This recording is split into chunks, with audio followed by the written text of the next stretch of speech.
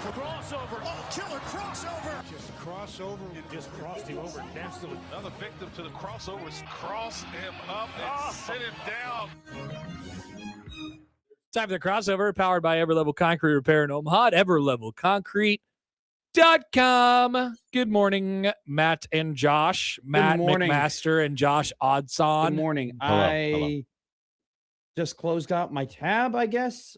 Nobody cares about your tabs, Matt. About all of the things that I literally needed to do today's show. So that's great. I'm glad Good that thing I you did have that. your notepad, which cost $8. Yes, I was wrong. I don't know what I was looking at. I don't It either. happens. I'm about into apologize. Office Depot season. Scorebook. I gotta go back. Well, I've done my scorebook has been done already. Okay. Thank you to Glenn Sisk for that. But I need to go restock on pens and pencils. Oh, nice. Yeah. Good for you. That's fun. Well, I enjoy okay. And that. I need to make some big prints. I was in this Your discussion. big prints. I remember having this discussion. Hey, with my you. big prints. What kind of pens do you buy? Bic, I think. Okay. Oh, Big Mitchum. They're not. They're nice. They're nice. Nice Bics, not like the Not like just cheapest- straight, like with the Okay. cap on it. Yeah. No. It's a click, and they have it's like a variety pack. It's got blue, black, green, red, and purple. I Nice. told someone that I like Pilot pens. Like that's those were the ones that I would buy when I was buying pens. I'm not brand. What do they call that? Loyal. Loyal. Yeah. Thank you. And this person informed me that I was basically Richie Rich for using like the G2 Pilot pen. Are they like? Hey, you can't skimp on pens. That's what I said. It's like if I wanted, a crappy pen, I Yeah, would go to a bank. You and go just back grab to a the hand. store and buy more pens in like a week? Hell no, Yeah. absolutely not. I absolutely skimp on pens. Don't skip on pens, Matt. First off, is this G2 Pilot? Is this like the Weber grill of pens? I actually think mine might be I don't G2 know if pilots too. I don't When know. I think of durability, I think of Weber grills. Yeah, no, I mean, like I had immediately, this- like whenever Bud talks about like the peak of durability when it comes to brands, I just think they of a last Weber. forever. The Webers last forever. You might have to get it like after 10 years, you might have to like, maybe fix a burner or something like that, or have somebody Yeah, I had to look at replace it. some stuff. But like You the think of base, durability. the base of the grill. If you get a Weber, you're never not like you just are gonna have that Weber for most of. Unless you're like me and you sold it because you didn't want to move it to Omaha. That's totally fine So, too. What They're do you a pain think in the of ass to when, move. when you think of durability? Yeah, I mean, Weber would come to mind because it's like I thought of like Cal Ripken Jr., that's fair. but I don't know what brand I think of. Is Cal Ripken Jr. the Weber of Gri- sports? Yes. I've never associated durability with Weber before. Oh, Part God, of it you is have that to. like my I mean, I have a family- Weber. It's good, but I've only had it for like a year. Yeah. So I grew up, we had a grill that my dad had forever that was a Weber that was like 17, 18 years old when my brother carted it off with him to his first college house. My dad got a new Weber and he had that thing up until he then got another new Weber. Like all he did was replace the Weber with a Weber and it was like 15 to 18 years. Oh, And then the only new thing I bought for my house in 2014 was a Weber. The Weber And then tree. I felt like I betrayed it when I sold it for like $25 just because I didn't want to have to transport it. And then you got to trade. well, I had the stovetop, black. the So what happens? Blackstone, I ended yeah. up with a Blackstone, and I never used the Weber again. Yeah. The So Sad. Weber's value just plummeted when the Blackstone came into my life. I had this inner monologue at one point. Are you of the official position that you don't need both? You just need I don't one? need both. Okay, There's interesting. enough ways for me to get whatever I need out of If whenever I want to grill, I can figure out how to do it. At worst, there's a foreman in my house. Sure. What do you got, Matt? What do you think? Well, You seem like you disagreed. No, you can have a You have the Blackstone space for and a both. Weber. Have both. I would prefer to have both. I would prefer to do like the flat top grilling and do like because I want the char marks. I want the char. I totally marks. get it. I like the grill marks. Like I Totally I- understand it. I That's why just I'm going to need- keep my grill. I don't really yeah. need the Blackstone. Like, don't get me wrong. Like, I will have You- a grill again at some Yeah, point. you I could- just didn't want to deal with it in the time of which I you was could moving. totally do a steak on a Blackstone, and I bet a I steak did. on a I did it last Blackstone Friday. It was tastes terrific. great. But it's just It does. if I'm gonna go outside to make the steak, if I'm going to leave my kitchen, I need grill marks. That's why I got the grill. Yeah. Now this is totally right about the like you felt dirty selling your $25 Weber. I got a graduation present from college, and my parents were like, "What do you want?" And I was like, you know what? Like I don't want to get it for me specifically, because I don't want to spend a ton of money on this extravagant thing specifically for me. Let's just as a family agree to get a new grill because we needed it because our Weber was like 15 years old and was breaking.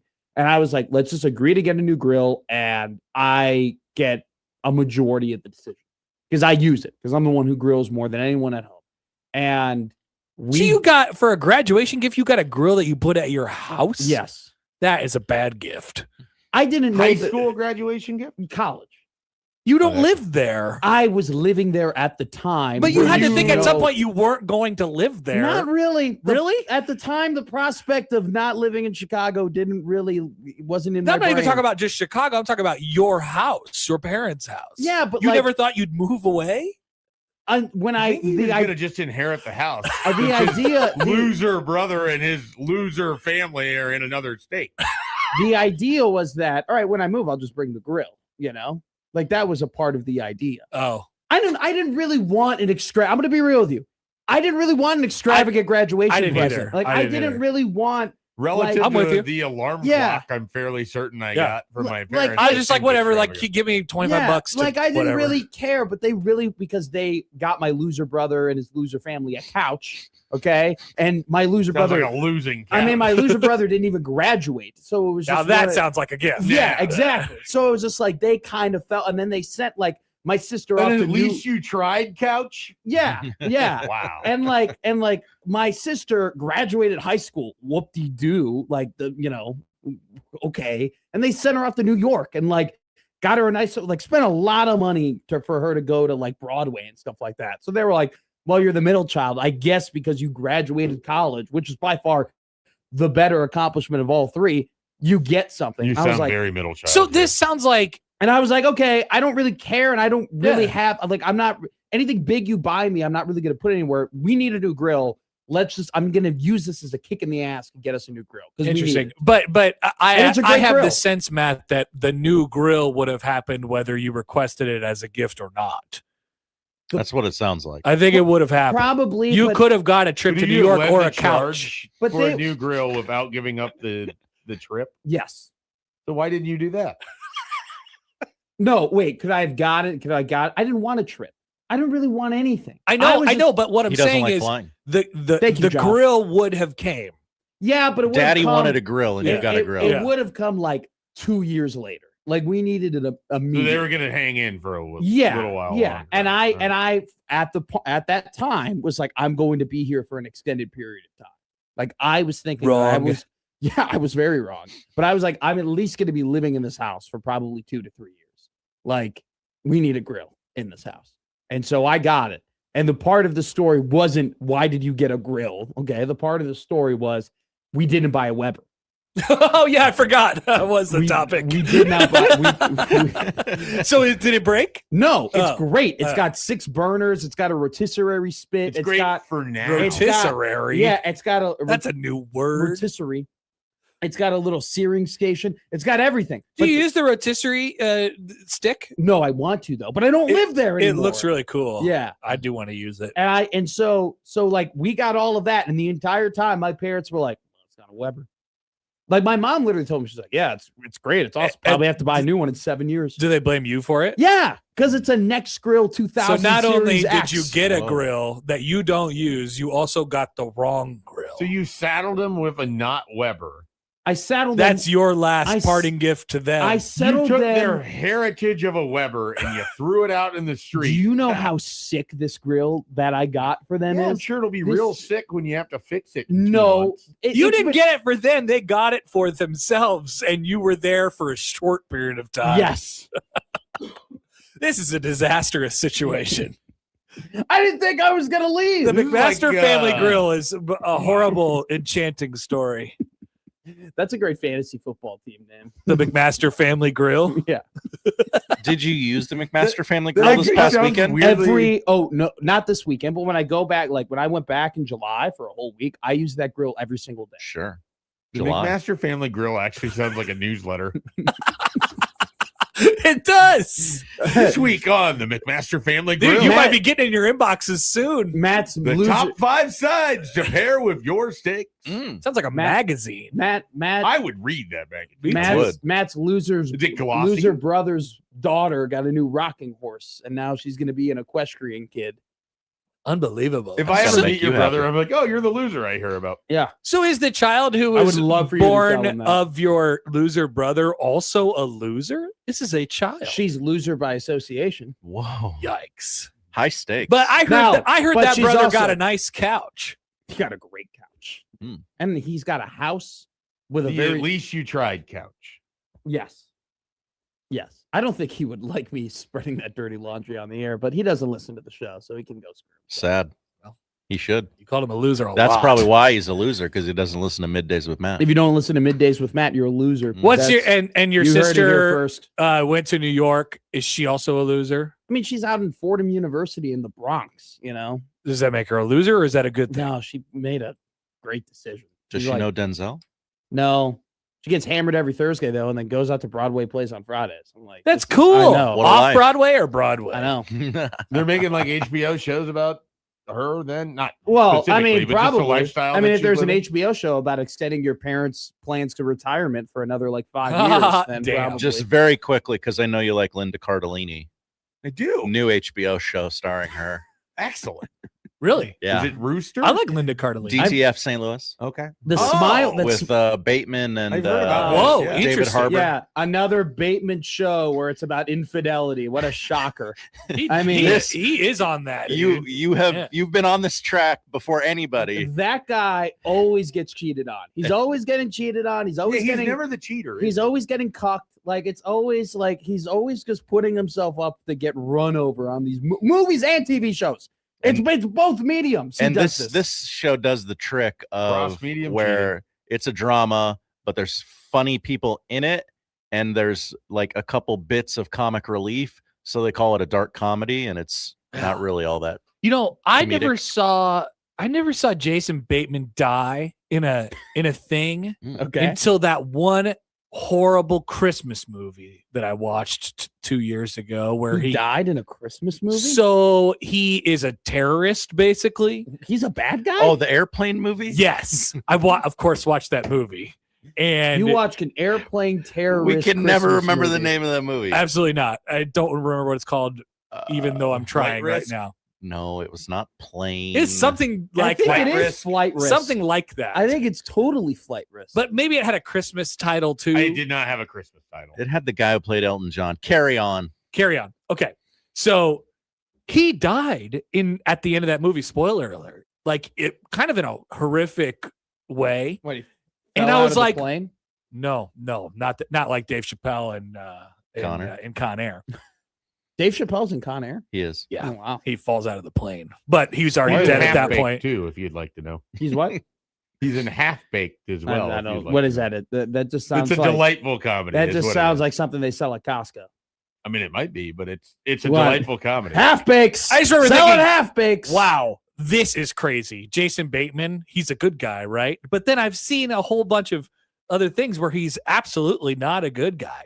This is He a be weird cheating. career shift for him. He's like, it's sort of turned a little bit to he's an unassuming bad guy Mhm. now. There was that 5 minutes in Juno where he hit on Juno. Yeah. Weird. And then obviously Ozark happened, unassuming bad guy. Did he? I can't remember what his role was, and it was like the joke everybody was making was what was his big role at that point? Because it wasn't Arrested Development; it was something else in between there, in between Arrested Development and Juno. But Wasn't he? it'll come back to me. That movie with that movie where he has the same name as that one lady.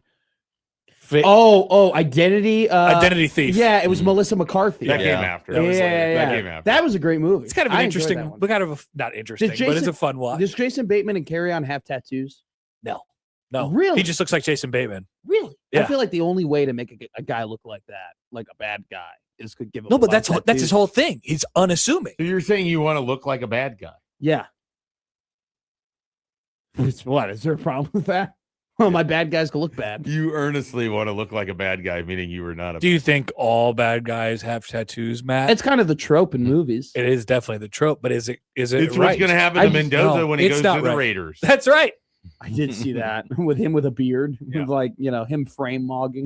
The best is when they do the Max Crosby and like what he looked like and then what he is now. What's the guy from North Dakota State who looked like a normal human, and then like by the time he was Cody Mock, like by the time he was done at NDSU, like he lost. Oh, I don't know tooth. that he ever looked normal because he had like those missing teeth. Well, you mean his like 18-year-old? yeah, 18-year-old picture. I He know looked what you mean. now, combed yeah. up and like College is a weird place, little man. kid, and then by the end of it, like long hair, missing a tooth, Yeah, like yeah. crazy. College is a crazy place. College is a crazy. You learn a lot place. about yourself. I don't Or in know. my case, you don't. I was about to say I don't think I learned a lot. You about don't myself. really change much at all. I kind of changed a little bit You learned enough to get a grill that you don't have, that I can't. that use. your parents don't want. That yes, You isn't it saddled awesome? them with it. It's a great grill. And by the way, They don't think it. they're a bunch of dummies. They didn't do their research. Okay, the thing is going to last them forever. I thought the whole thing was you were picking the grill. I picked the grill. It's not going to last but them they forever didn't do if- their research. They didn't need to. They're like, Like, oh, I Matt assume knows. if you end up in a not apartment here in Omaha, you're getting that grill out. Yes, a there. million You're blaming percent. So it's them not for gonna trusting last you forever. too. And for not believing in me. What? Because they Oh. go, why didn't you want a Weber? I go, because this next grill, 2000 Series X, is awesome and it'll last you forever. But here you are complaining about the fact that they don't have Weber, even though it was your I'm not choice. complaining. No. I never complained that they don't have a Weber. They are complaining that they don't have a Weber. But As I'm they telling- should, because it's not a Weber. My dad, for a long time, had a Honda mower, and then we were devastated that when they learned that they were discontinuing the Honda mowers, and so I quickly went out and bought a Honda mower, and now I have a Honda mower Nice. for the rest of my life. I think I have a Honda mower. The Honda mowers never die. Never die. I'm going to go home and look at my mower and then send you a picture. Tell me if it's a Honda. Pretty sure that's what my dad has. Yeah. Well, Then my dad's died, actually. Well, I don't know if it died or he Something just about moved dads on. buying Honda mowers. 'Cause He- I bought my parents' mower. He moved over to a lib machine, vacuum, Hell yeah, and brother. I went over to mow his lawn one day when they were gone, and I was like, this is garbage. Why is it hissing at me? And why doesn't it cut the grass right? I was so angry about it. my useless parents didn't turn on the snowblower for 3 years. And then when there was a snowstorm, in Chicago, when I was there in December, and they were like, oh, it's the snowblower. We got it. I'm like, you haven't turned it on in 3 years. There's no way that this thing is going to work. And shocker, it didn't. It didn't? It didn't. Sure, yeah. So, and do you know what they've done since then to fix it? Nothing. Nothing. Hey, do you just curious, do you keep your lawnmower / snowblower, whatever, all that stuff in it? Do you have a shed? Garage. Okay. It's in I a just felt like corner. you were a shred guy. And A shed no, guy. I would love to have a shed. We desperately need a shed. I've been telling them for years to build a shed in the backyard, and they won't. Why didn't you ask for a shed for graduation? You know what? If you That weren't going to would've get a been- Weber, That they already would- had a Can't perfectly believe I good didn't see Mike- that grill. coming. Mike, I'm so mad that I didn't think of that. Oh, the shed is awesome. I The love shed- sheds. Imagine Dude, what you could have done with the shed. The shovel, we have rakes we haven't used in a decade. Okay, You got to put those in the shed. yes, thank you. We Not in have the garage where there's and cars. all the extension cords that we use maybe once a year. Some and people everything like use their that. shed to put cars in. You could put your car in a shed. No, it wouldn't work. But if your shed materials have already taken over the garage, maybe it's just the path of least resistance to build a shed Yeah. for your car. Yeah, but And isn't the- that just a garage? Yeah. Okay. Effectively. Yeah, Unless I'm you just- don't enclose it and then you have a I'm carport. thinking like small outhouse shed type deal. But I'm with you. I think garages are for cars and shed is sheds- for stuff. Yes. So I always judge people who have a bunch of stuff in their garage. We I'm have like, what are you guys doing? Connor Why are your Connor, cars you on the are- street you and are- your stuff is in your garage? speaking Build a shed. speaking my language. We put the car in the garage, and when I tell you that Is it a single garage? it's a single garage, and it would have been a single garage regardless. But when I tell Yeah. you, when we put the car in the garage, if I gain 20 more pounds, I can't drive the car that goes in the You garage can't get out. because I can't get out. because the space to open up the door, because we got to park basically on the damn left wall, because the Rudolph the Red-Nosed Reindeer Christmas statues that we have. Where do you think those things go? I bet they're in the garage. They're all in the garage, and they take up half of the garage. Do you have shelves? No, they're 300 pounds, all these things. That's a lot of pounds for Rudolph the Red-Nosed Reindeer figurines. There's a ton. We literally in weight have a full ton of Rudolph the Red-Nosed Reindeer figures. There is a world where your parents are laughing and enjoying steaks off of a Weber and have space in their garage while their son is doing a radio show. And all you had to ask for was a shed and a Weber.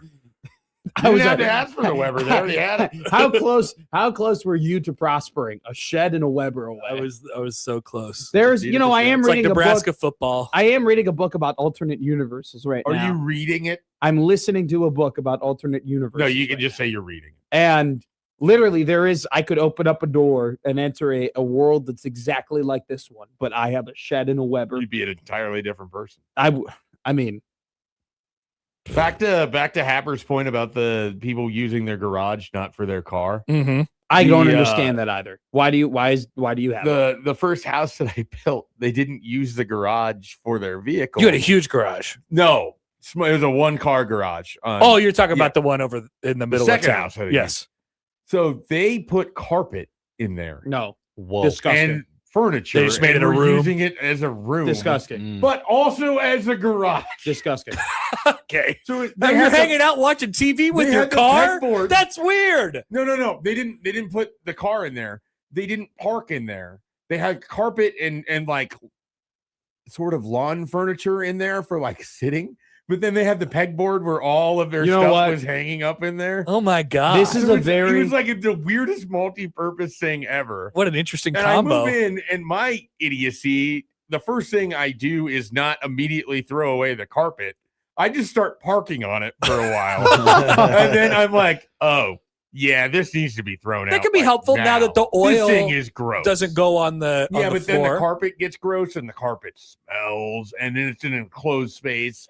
Then you open the door to go into it, and you're like, oh my God. This is funny in the regard that like they probably had banger garage parties though, or they just open up the garage like they door. were in their 80s. So okay. They had the weather station that I talked Maybe about they the other day. were not wanting to go up and down the stairs. If you're totally, I really think that's a big part of it is that they stopped using their basement and their garage became their basement. I've been to places that their garage is not big enough to put a car in, so they just make their garage part living room, part which workplace, and which those places are awesome to have garage parties. My garage is big enough for exactly 2 cars and very little else, and that's what we have in there. Can we pull your cars out? A whole new garage. My future garage will be big enough for more cars, and there will be more space. Can we pull? I've gone up every house with more garages. I really can't go up higher. Yeah, you don't want more garage space at this point. It's a 4. It's technically a 4. Wow. 4 is so much. It's entirely unnecessary. Can we have a garage party at either of your guys' garages, please? Like, the garage is not for hanging out. The yes, garage it is for cars. It's totally for hanging out. Have you ever been? We have basements. Oh my God, no. We have yards, dude. Do you understand what you're talking about? Time. Can you imagine being like late May? It's about 78 degrees, but it's a little bit breezy, and you just open up that garage door. You put a couple of chairs out there. You put I thought you just argued against this. No. I'm arguing against always not having cars in your garage. He's saying use the extra space since we don't have a car. No, just pull your cars out one day. Just pull your cars out, put chairs in your garage, open up the garage. Don't you think door. your cars will get offended by not being in their homes? You're displacing your cars by putting them in the street? I hate when cars are in the street. Stop being in the street. Where you are have cars? a driveway. What is the street for then? What do you mean you don't like cars in the street? I hate cars you do in the street. all of this on the back patio? No, you could, but it's the garage. That's the thing. What do you want to smoke a cigarette? Yes, I want to smoke a cigar. Go on the back patio. No. I got an overhang. You guys don't get it. This You're protected from the weather. I can tell you've never done this before. All right, I've you don't hung know. out in a garage. You don't before. know. I went to college. Listen, you Never open been up in a garage. You open up the Never garage. drank in a Matt garage. says these guys have never been to garage. Never been to garage before. All right, you open up. You put a couple of chairs. I know what a garage door does. You get a beatbox, or you get a radio. radio and you play the radio, you shoot the crap with your buddies, right? Maybe you get a little foldable table, you play This a is little beer all better pong. on the patio. How do you think that we haven't had this experience? This is a great before? because you're talking as if it's not fun, and this is like the peak of my existence. And we is have just all drinking in found a through garage. What will happen is your existence will continue, and you'll realize that the peak was not as high as it seems. Through I don't know. our experiences, we have both individually determined that it is worse to do that in the garage. If I owned a house, I think I would watch every Bears game in the garage. You probably would. It's But probably then you safer for the realize house. that patios are better. I think I would go to my garage and I would have my own setup, and I'd bring my Weber grill out there. I'd No, put- you In the get the garage? no, a little bit outside of the garage. Yeah, that's called a patio where it's already better. You could just live there. But it's the garage. They even make TVs that you can put on your patio. yeah. No, Yeah. Fire pits. You guys are all fine dining, Lexus club going. Loves to only go to PBA shows in the Loge boxes or whatever. No. I'm I blue go to PBA collar. when I work. I'm blue collar Matt. All right, white collar patio, right? Grillers, blue collar garage boy over here. All right, that's what I am. My wife makes Right? fun of me because I think the lap of luxury is like an outdoor couch. That's what I think. We'll it's Is a it very not? man thing. We'll drive to say. around her in-laws' neighborhood, and I go, "Wow, look at all these outdoor couches. These people are rich. Turns don't out they care- just don't have space in their house. They don't care if it rains on that couch." You You're guys, you're just leaving that couch out. silver spoon, Maybe they white have couch collar ponchos. patio men. All right, I'm in the garage. All right. Well, you can have fun in there. I will have fun. In there. Guess what? My cars aren't going anywhere. You're not moving my cars You don't wanna out have a to garage? hang out in my garage. You I don't have- think so. You don't want to have a garage party? No. There's other spaces designed to host that aren't the garage. Yeah, but it's not the garage. See, I think you worked with Jack Mitchell too long. Oh, interesting. Jack loves a garage party. Big garage He does. party, He Jack projects Mitchell, yeah. the television I on know. his garage. I know. But And then I- you know what he did? He goes outside the He garage. built a deck off of the side of his house I- and has all of his parties there. By the now. way, the deck is awesome. Yeah. It's an awesome deck. It's a great space. to It's a host great people. deck. It's an awesome deck to host people. He's got 2 TVs out there. So you're thinking He's got cool. a grill out there. I mean, I'm just saying. I mean, if you build a What deck do you right, think the patio's for? Unbelievable. if you build the deck, if I could have both, I would love to have both. If I had one patio I or have both. I but- choose the patio. I don't choose know the how to garage. explain this to you. I Yeah, choose 'cause the you garage. now, and then you'll turn 26. and I you'll- still won't own anything. I No. still will be renting No, for an no. apartment. yeah, you'll get there. I'm never going to own a You'll be getting house. post Do you know cards that? from your all the grill. people of your generation say crap like that. I and will they're never just- own a house. You will. I will never own a house. I guarantee you. I will. won't. I won't. That's It's what I because thought. your generation's fault. Thank you. What did I do? It's your what- generation's fault. What? You're not going to own a house. Did what? You're the Own worst. too many houses? be There's offended? more houses. You bought all the houses, There's more houses. and you won't get rid of them either. Oh, I'm Should I getting be rid of mine like offended right now. That Matt thinks I'm a Gen X. I totally thought he was Gen X. Would be Whoa. the same for Josh too. Wait, so who are you blaming? The millennials or the Gen X's? I'm just blaming everybody older than me. Yes. Okay, that's a lot of people. yeah, that is almost Certainly sounds everyone. like something your generation does. Mike goes Middays with Matt. It's the working man sports radio show. Absolutely. All right, That's have why- fun in your garages. That's why everybody listen to me in your garage and drink your gas station coffee. That's what I'm doing. I guess station coffee is fun. This is weak. This is a weak cup of coffee Why do you always cut your own arguments down? because I'm a working man. No, they don't do that. That's the crossover, powered by Everlevel Concrete Repair in Omaha at everlevelconcrete.com. Happy New Year!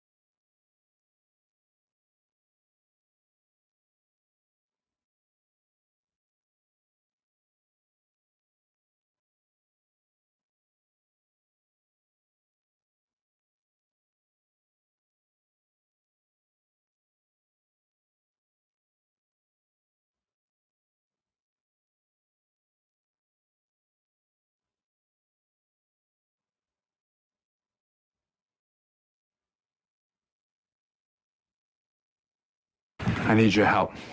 I can't tell you what it is. You can never ask me about it later, and we're gonna hurt some people. Whose car are we gonna take? I have a lot of things I want to get off my chest. That's an absolutely horse crap call. Make room for Cali. But they are who we thought they were. And we let them off the hook. Chicago is.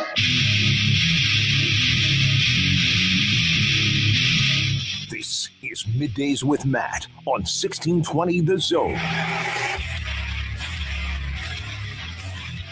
Middays with Matt here, rolling on 1620 Zone. Matt McMaster, joined by Josh Odson. After a very fun crossover, you listen to Blue Collar Radio here on 1620 The Zone, where we love women of the 80s and garages. That's the hallmark of Middays with Matt. That's the sweet spot for us. The sweet spot. Tara Reid and a keg of Miller Lite and an open garage. It's a good day. Can you imagine it? How would you describe your show? I think it's probably, somewhere between Kate Beckinsale and a mini keg of summer shandy. Probably something like that. Fun day here on 1620 The Zone. We got a lot to talk about today. Everybody who's a Nebraska basketball fan, I'm here to help you, okay? Because I'm a man of I do a lot of things. I know a lot. I know a little about a lot, right? And there are a couple of things that I know a lot about a little, right? There are a couple of things that I would consider myself an expert on, okay? The NFL, consider myself an expert, okay? I would consider myself an expert on the WWE, all right? I would consider myself an expert on how to make a Cajun-style mac and cheese, okay? One of the things that I would consider myself an expert on is the midday nap, okay? I have perfected the midday nap. It is a tool that you need because sometimes caffeine can't do it. Sometimes your heart can't take another Red Bull. Sometimes your heart can't take another White Monster energy drink. And the only way that you're going to gain energy is closing your eyes for just a little bit of time. But you have to make sure that your midday nap does not turn into a full sleep.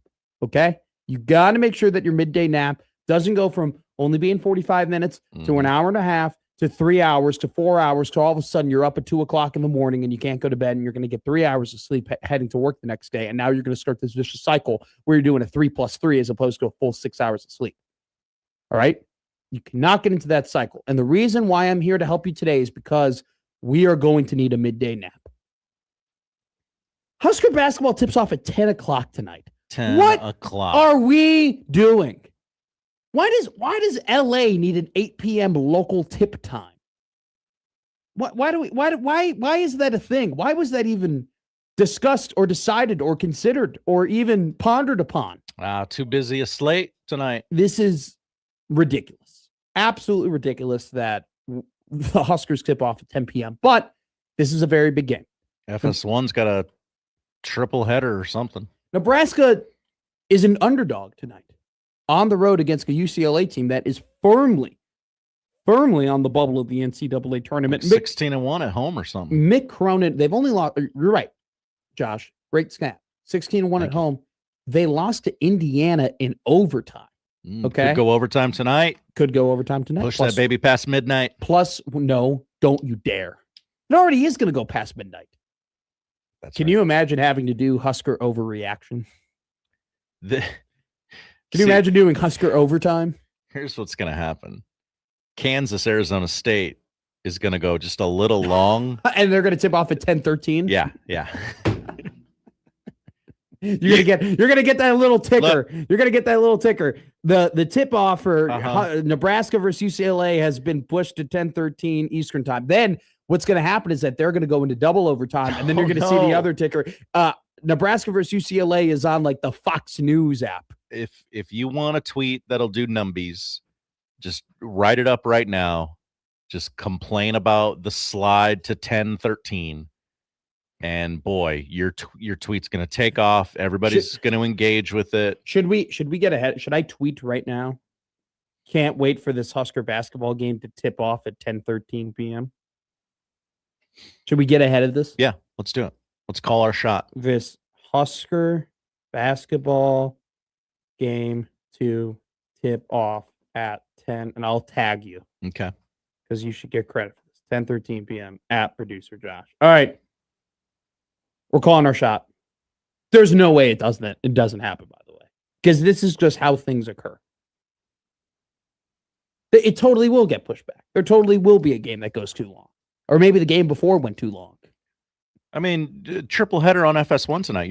It's not going to stay on clock. No way. They never stay on. By the way, it's been way better this year, but last year I felt like we had an epidemic of these start times being way too close together. Like, I feel like, especially last year, every single Husker basketball game was starting late. It was crazy.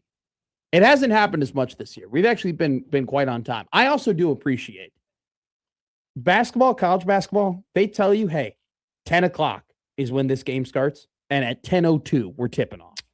I do appreciate that about the sport. I love that about the sport. I am so sick and tired, especially with these big football games, of them telling me that it tips off at, kickoff is at 7:15, it's 7:45, and we're singing America the Beautiful. All right? No, stop it. Same, like it happened with it didn't really happen all that badly with the Super Bowl, but do you remember the NFC and AFC championship games? How just long the lead up was? Because those were ridiculous. I will never not complain about that. So we'll talk about that today. We'll talk about midday naps. I'll give you some tips. I'll also tell you about tonight's matchup between UCLA and Nebraska. We're also, I hate doing the math of like what the Big Ten standings is going to look like 6 games out. It's just too much for me. Everybody's got 2 games left, so I did the math. I went ahead, I did all the things, so I broke down the Big Ten standings for us. I will give you scenarios. I'll give you the most likely outcomes. I'll give you the nightmare scenarios. I'll give you the perfect scenario for Nebraska basketball and what we could be looking at in terms of where they might end up. Still a possibility, by the way, that they could end up not having a double bye in the Big Ten tournament. Whoa. Specific things have to happen, and it's probably one of the most narrow roads in terms of it occurring. And also, too, the Huskers just control their own destiny. They simply just have to go ahead and win a game, and they will get a double bye. But there definitely is a scenario where it's like, hey, man, if you can end up on the opposite side of the bracket of Michigan and Illinois and not have to play probably the 2 teams that you might match up the worst against in the Big Ten, maybe outside of Purdue, yes, please. Thank you very much. And also, too, if Nebraska can get into a scenario where they can completely avoid Illinois, Michigan, and Purdue until the championship round, I might bet the Huskers to win the Big Ten tournament. Hello. That might be a Matt McFuture. If they can get the triple bye and end up on the opposite side, somehow end up on the opposite side of Purdue, Illinois, and Michigan, look out. Look out. So we'll talk about all that. We'll talk about a projected bracket. We'll do all that. We'll also continue to talk about just the NCAA tournament bracket. We'll talk about yesterday. Is it Michigan and Duke versus the field at this point? Maybe more accurately, is it Michigan? I mean, I think if I told you Michigan, Duke, and Arizona versus the field, who would you take? I think I would take Michigan, Duke, and Arizona. Yeah, take the trio there. Now, if I remove Arizona, if I just gave you Duke and Michigan versus the field, I still might be tempted. I'd still probably take it, but I'd feel less comfortable. 2 of those teams had great nights last night. Arizona, they bullied Iowa State.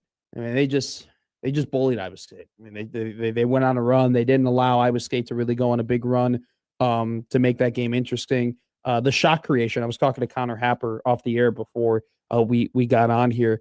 I mean, the shot creation that Arizona can create 1 through 4 is absolutely incredible. The versatility that they have, and Connor mentioned it, and I want to give him credit for it. He's right.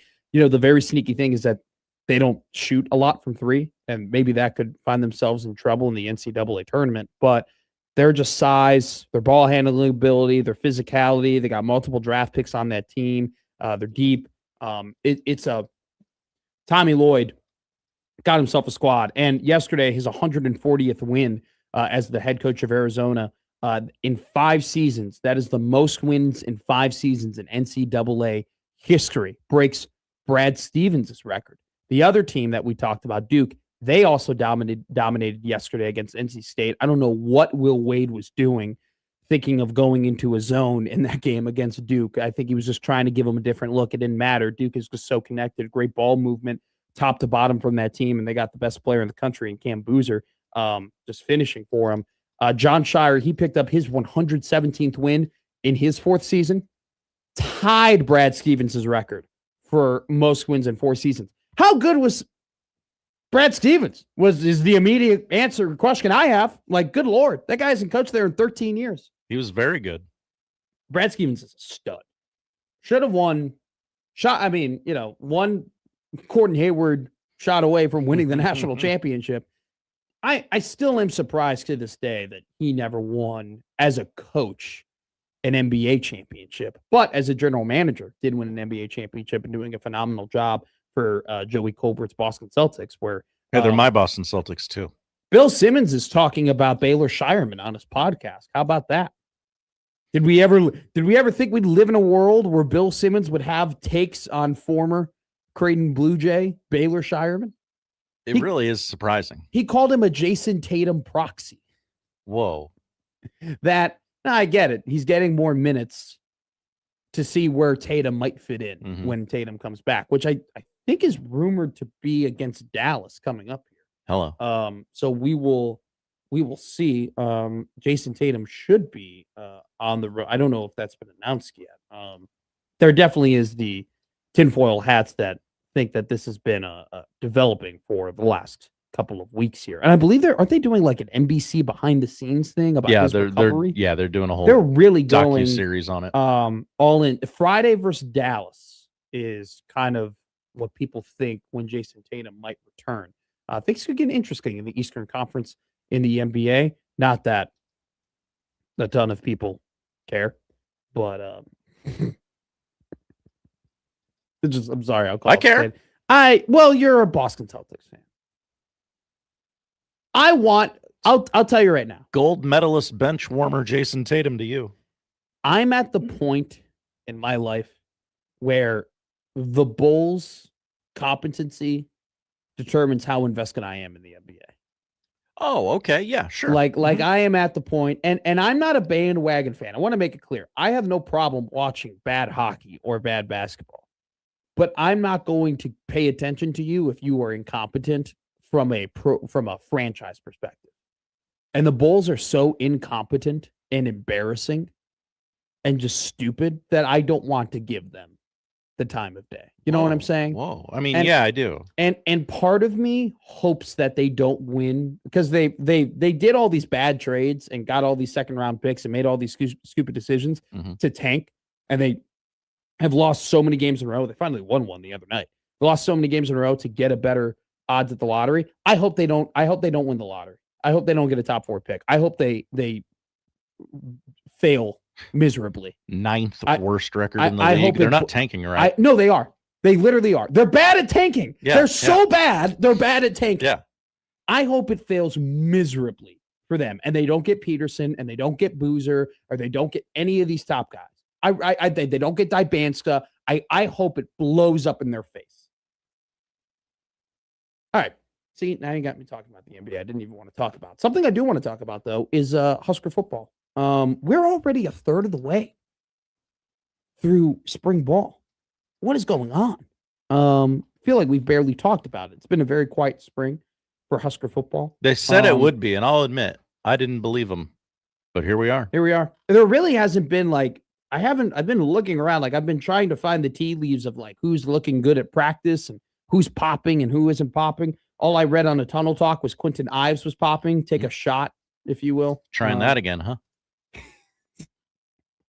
Holgerson said that if he didn't have as good of a December as he did, they would have gotten another running back. I'm like, how long are we going to do this? By the way, Quentin Ives averaged 11 yards per carry, New Jersey high school football. That's pretty impressive, right? I thought he was pretty good coming out of high school. It's just, and it's not the poor guy's fault, but they've just talked about him as if he's Herschel Walker and he's only ever played against Houston Christian and Akron. But he sounds like, we were doing this last year. EJ Barthel got on the podium, and I remember this because I was there, and talked about him, about how great he was and how much he improved and how good he's looking. And then they also talked about him as a third down back. And he never was that, even though they desperately needed a short yardage running back, because how many times could they fail on 3rd and 1 and 4th and 1 last year? A lot. So the tea leaf that we're getting is that he's popping. Great. There's also some other tea leaves, and I'm going to give the people credit from where I read it and where I heard this from. We'll talk about that. There are some reports of some guys playing well, and I give you my takes on whether or not that really matters for Nebraska football. We also talk about Matt Rhule and some of the things that he said in his most recent press conference. Some interesting things. I actually, Matt Rhule's kind of hustling a little bit, and I like it. I like it from him. He did something he had, and this kind of, we didn't really have time yesterday to talk about it because we were, it's a Monday and we have all the kind of high notes to hit and everything that happened Jordan over the week. I mean, we did. Should we have spent 15 minutes on him? Probably not. But we had to talk about him. Who's to say? Who's to say? We'll talk about Matt Rhule, though. We will talk about he doing some hustling. Today's tag day in the NFL. That's okay. 4 p.m. Eastern is the deadline to put a tag on a player. Will Trey Hendrickson, will he get a tag? I don't believe, as of this morning, he has not gotten one. I think he would burn the city of Cincinnati down if that happened. Bengals Wire and USA Today says it would surprise people if he was tagged. Somebody who did get tagged right before we went on the air, Breece Hall, $14 million from the New York Jets. Apparently they are still working toward getting a long-term deal done for the former Iowa State running back. One Iowa State running back on the move yesterday, Mr. David Montgomery. One Iowa State running back staying put, and Breece Hall with a tag. I don't think there's going to be too many tags.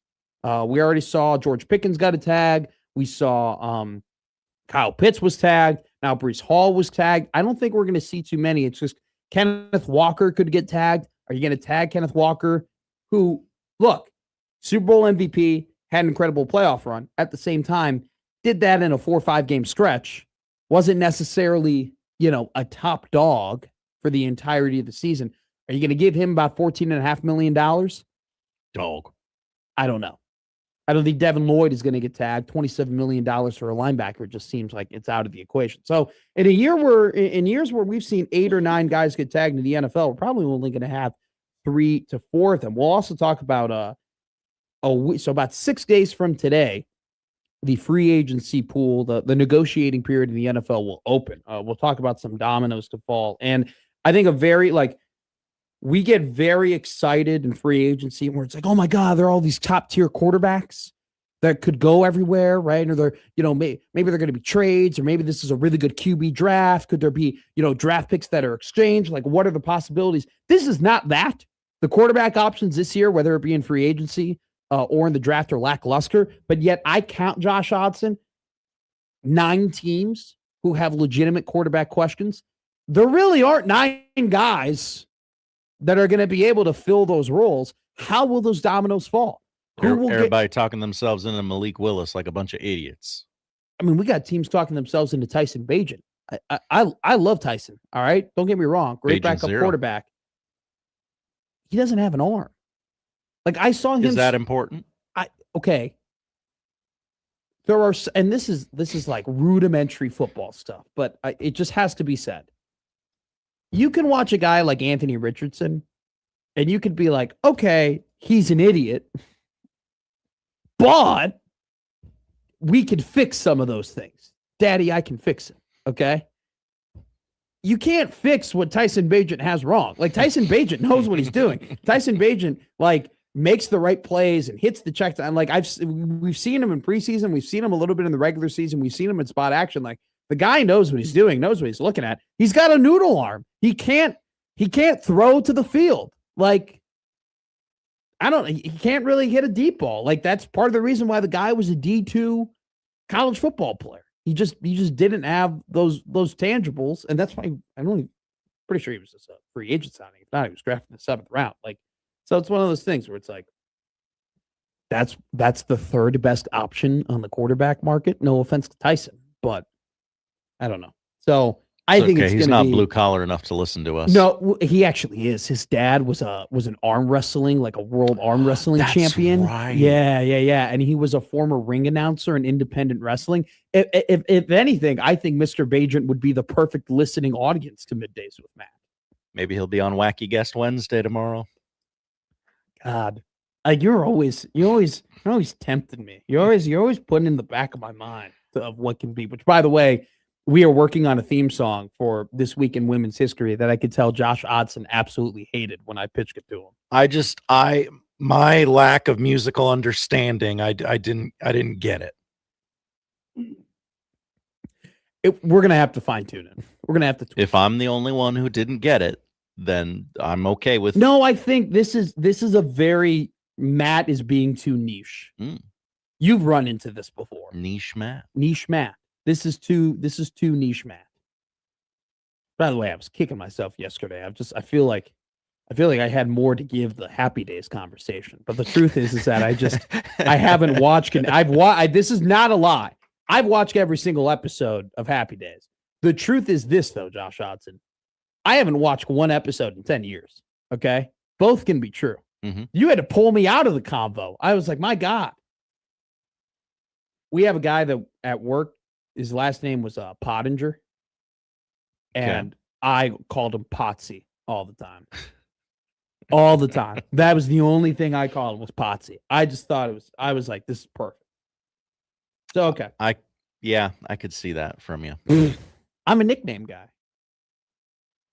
You are. Duke was great. Arizona was great. The quarterback market is interesting. Matt Rhule had interesting things to say. We're going to talk about some insights that have been made from quote unquote sources of spring football that have been published or in writing form or in audio form. We're also going to talk about some draft stuff. We'll talk about some free agency stuff. Max Crosby could be a Bear. Oh my God, it's happening. Jeremiah Love may not get out of the first 5 picks of the draft.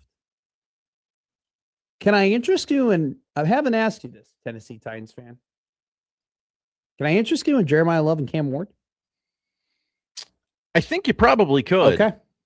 We're going to ask that question to Michael Severe. He's coming up at 11:30. We're going to talk about college basketball. Michael Severe. Coming up next. And don't forget at 12:30, we're going to have Tim Verghese. All of that and more here on Middays with Matt.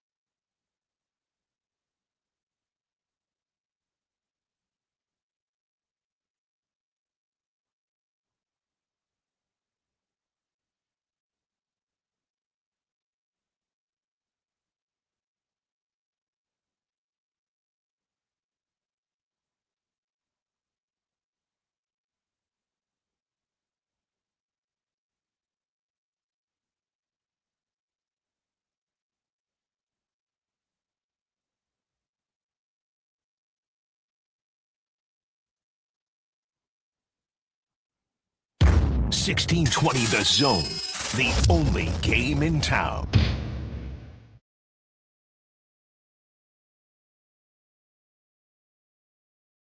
Now, back to Middays with Matt on 1620 The Zone. Got some ranked teams playing in college basketball tonight. Nebraska. Problem is that none of them play each other. Oh, no. There's a lot of, like, Illinois is playing tonight. BYU. Well, BYU actually no longer ranked, even though they do all that money. Yeah, well, they lost Richie Saunders, but they still have had some pretty impressive wins. I mean, they beat Iowa State. Granted, a lot of teams have beat Iowa State as of late. Losers to Texas Tech, Arizona, and BYU. But, like, Tennessee's playing tonight. UNC's playing tonight. Virginia's playing tonight. St. John's is playing tonight. Tech is playing tonight. Florida's playing tonight. Illinois is playing tonight. None of them are in good games. Like, Tennessee's an 8.5-point favorite. Bama at Georgia's pretty good. That'll be a pretty good game. Georgia currently projected to be in the NCAA tournament. Granted, to be a 9 seed in the NCAA tournament could be a signature win for the Bulldogs tonight. Could also be a signature win for UCLA tonight, who's on that 10 seed line. Will be in it. I'll give you one game that could be pretty interesting. Clemson UNC. Clemson projected to be an 8 seed in bracket matrix. They've had a pretty a solid season this year. Had a better start than what it's been recently, but play North Carolina tonight, who's on that 5 line. But Clemson had a great beginning of the year. They are losers of 4 of their last 5 games, but did have a big win against Louisville, who no longer ranked in the AP poll. But Louisville is projected to be a 6 seed in the NCAA tournament. So, like I said, a lot of games happening tonight from top 25 teams, but none of them are playing each other. Here's an interesting game, though. I brought up BYU. They play Cincinnati. So, Cincinnati, like, according to bracket matrix, really isn't on the bubble, okay? And, you know, we're getting into the point where we're like, all right, here we go, like, hot seat season. Like, who could be leaving? Who could be going? Like, is Thad Matta, is he going to make it out of Indianapolis this year? They're gonna let go of him, right? What's going to happen with Penny Hardaway? What's going to happen with Porter Mosier, right? Wes Miller is a guy where if you asked people 2 weeks ago, probably would have been a pretty easy. Yeah, he's gone. He's done. Especially after he lost to West Virginia and he went viral, right? For being in front of a bunch of fans and being like, this is not acceptable. You know, this is all my fault. They've won 5 of their last 6 games, including a win over Kansas and an NCAA tournament team in UCF. They play BYU tonight at home. BYU, like you mentioned, Josh Hodson, right? They've spent a lot of money. AJ Dybanska, they put a lot of stock into this season, preseason ranked. They were ranked for a very long time until the AP poll came out yesterday. They're a 2.5-point underdog on the road against Cincinnati. So we will see what happens tonight. So fine slate. It's a fine slate. You're gonna see a lot of tournament teams play tonight. But I don't know how many are really going to get pushed. Like I said, that Clemson UNC game will be pretty interesting. The Cincinnati BYU game will be interesting. Georgia, Alabama could be interesting. But really, other than that, I mean, got a lot of double-digit favorites tonight in tonight's slate of college basketball. Yesterday, I mean, it was just about the 2 Goliaths. Arizona just physically dominated Iowa State. Held Iowa State to 29% from the field and 0.85 points per possession. Cyclones just really couldn't get anything done. They couldn't go on that big run. Arizona did. They went on a 15-3 run to take a 12-point lead. So, I mean, it's one of those things where Arizona, I think people were a little nervous when they had a very easy slate to begin the Big 12 season, and then they kind of reach this gauntlet. They go on the road to Fog Allen without Darren Peterson, and they lose that one. And I think people were, whoa, okay, maybe this team hasn't been challenged. They've stepped up to the challenge. They've beaten Houston. They've beaten Iowa State. They've gotten done things they need to have gotten done. So Arizona definitely, if you had a little bit of trepidation after their slip up at Fog Allen against Kansas, we're good. We're good. Duke looked the part yesterday as well, absolutely crushing NC State. I think at this point you could say pretty confidently, if you were given Duke, Michigan, and Arizona and the field, I think a lot of people would say I'll take Duke, Arizona, and Michigan to win the NCAA championship. Right now, Duke plus 320 to win it all. No, I know, right? Yeah, not bad. Can you do a Larry David? Not bad. Not bad. I saw a Curb Your Enthusiasm clip yesterday where he got pulled over for taking too many napkins. It's a little ridiculous. I don't know if I would love that show or hate that show. You'll have to ask John Bishop. I believe he's currently working his way through. Okay, a I'll rewatch. ask John for recommendations. Yeah. We're also a guy who is great for recommendations. That's Michael Severe. He's coming up at 11:30, but not before we talk about Husker men's basketball and their big game tonight against UCLA. UCLA, they are 16-1 at home this season, 21-3 in West Coast time since joining the Big Ten. Can the Huskers, as a 1.5-point underdog, build some momentum heading in to postseason in the Big Ten tournament and the NCAA tournament? We answer that question coming up next here on Middays with Matt. Middays with Matt on 1620 The Zone.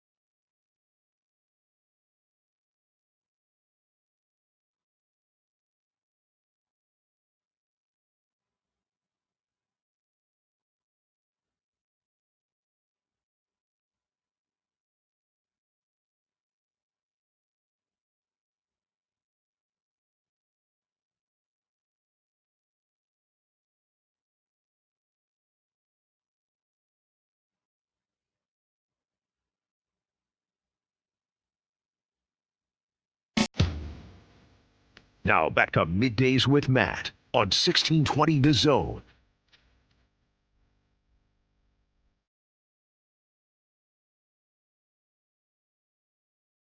Okay, so we have the same issue. Like, one of your quests, Josh Hudson, is shaming Nebraska, specifically Nebraska football reporters, for all tweeting the same things all at once. Yeah. Okay. And the best part is, like, obviously when it has to do with like the athletic department releases the news, right? Like, I understand that it's a press release. You want to get it out, put your spin on it. Maybe you put a couple pictures. I don't think anyone does put their spin on it.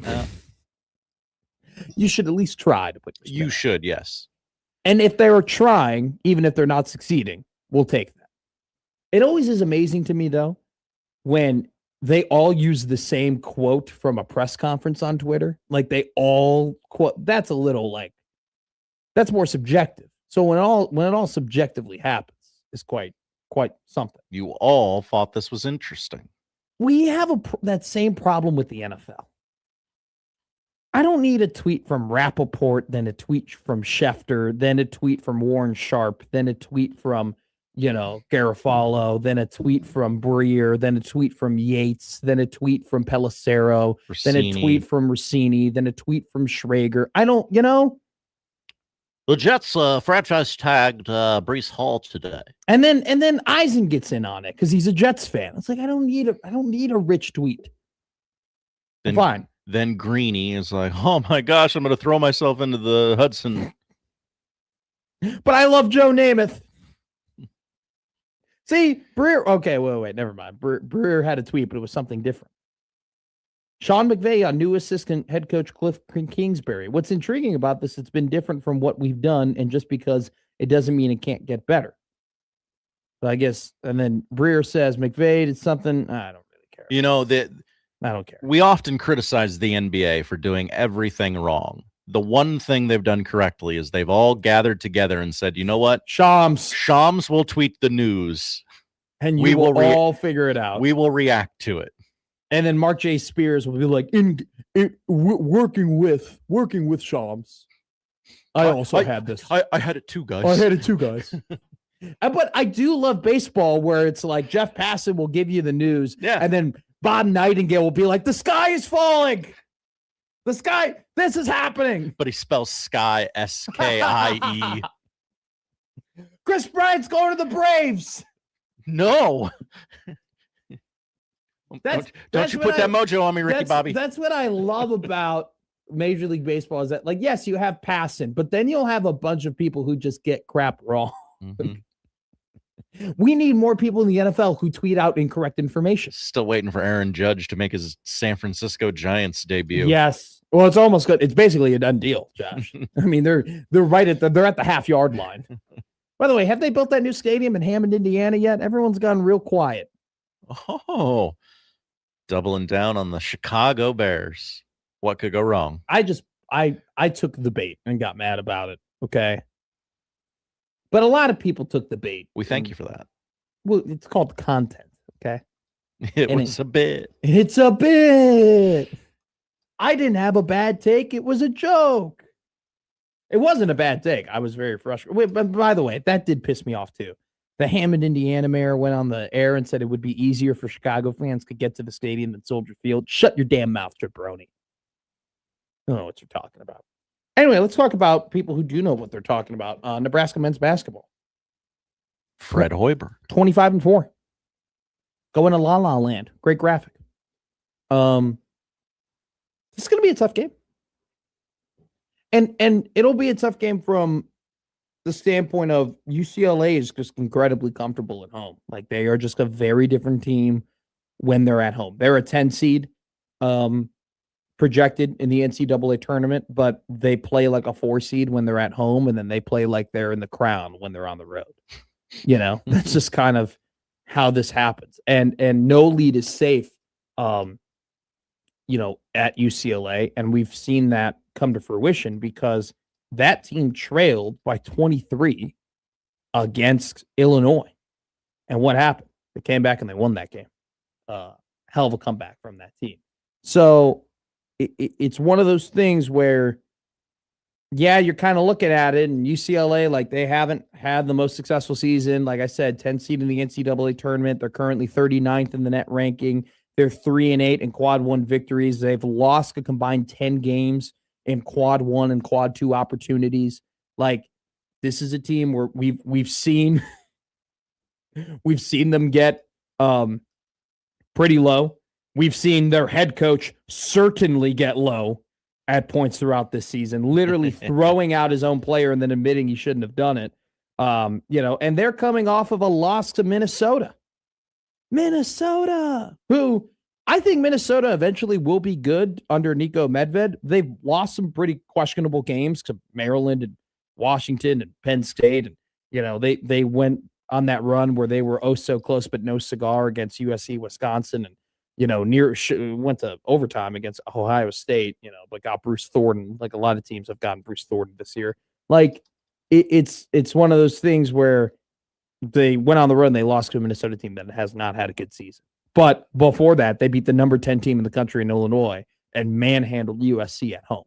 So this is a team, too, that does a lot of the same things that Nebraska does. They're really good at shooting the three-point shot. They are 37% as a team from three-point land. That's 24th in the country. They have a guy, a center who's averaging 18 points per game, and Tyler Bilodeau.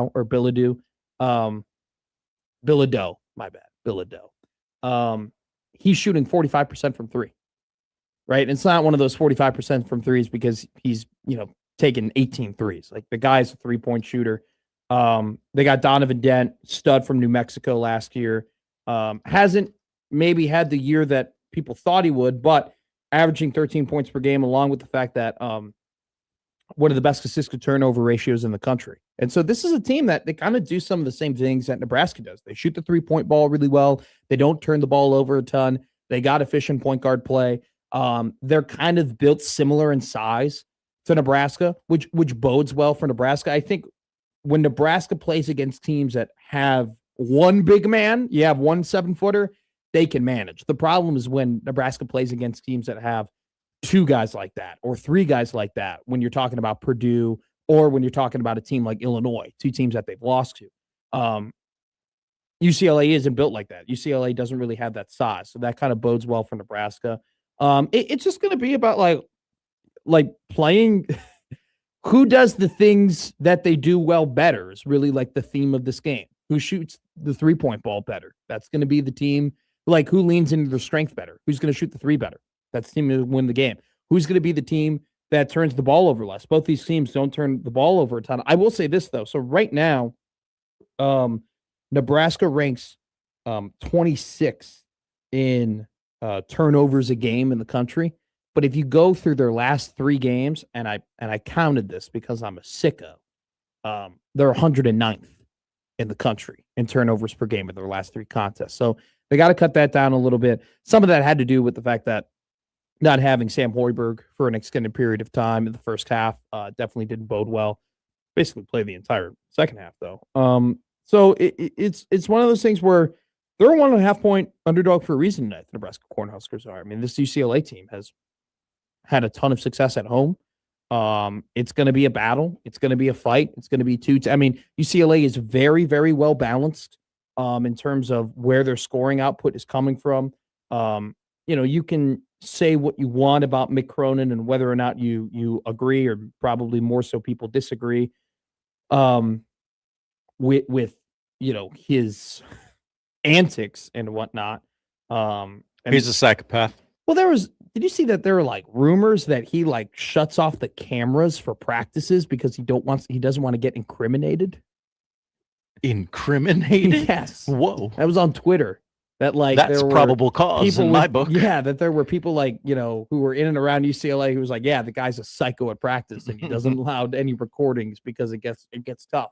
So at the same time, though, this team has produced results at home. But I really don't think it's one of those games and this is another, during the crossover, it's fun. We don't talk about sports, but I always feel like we have great sport conversations with Schaefer and Happer before they get off the air, before we go on the air. We were talking about teams that we don't think Nebraska would bode well against in the NCAA tournament. And the theme is that it's athleticism and size, right? If you got too many big guys, you got too many guys who can run all over the court, it's going to be tough. And so, I'm making the mistake right now of looking at potential Sweet 16 matchups for the Cornhuskers, which I should not be doing, right? Don't assume. We should just be worrying about UCLA and Iowa, and that's what Fred Hoiberg said in his Zoom yesterday, where he's not even thinking about that stuff. He's not even looking ahead, which kudos to him. I am. Like teams like Houston freak the crap out of me. Like I don't want anything to do with Houston. Arizona scares the crap out of me. I don't want anything to do with Arizona. Michigan scares the crap out of me. I don't want anything to do with Michigan. Here's another team I kind of crap on them a little bit because, you know, the net ranking loves them because they get to coast through a very easy conference, and yet they still lose conference games to Portland and St. Mary's. But I don't want to take on Graham Ike or Braden Huff. Like I don't want anything to do with Gonzaga in terms of the Huskers playing. I just don't think that's a good matchup for them. I think Kansas is a little tough, right?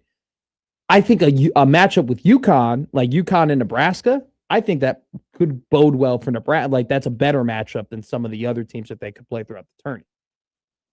UCLA doesn't really scare me like that. Like UCLA doesn't scare me like Purdue scares me. And UCLA, like we remember this. We were at the Hope Lodge, like Illinois scared the bejesus out of me, even though that game was at Pinnacle Bank Arena, because I was like, they needed a all-time first half performance followed up by just a gutsy second half in order to win that game on the road.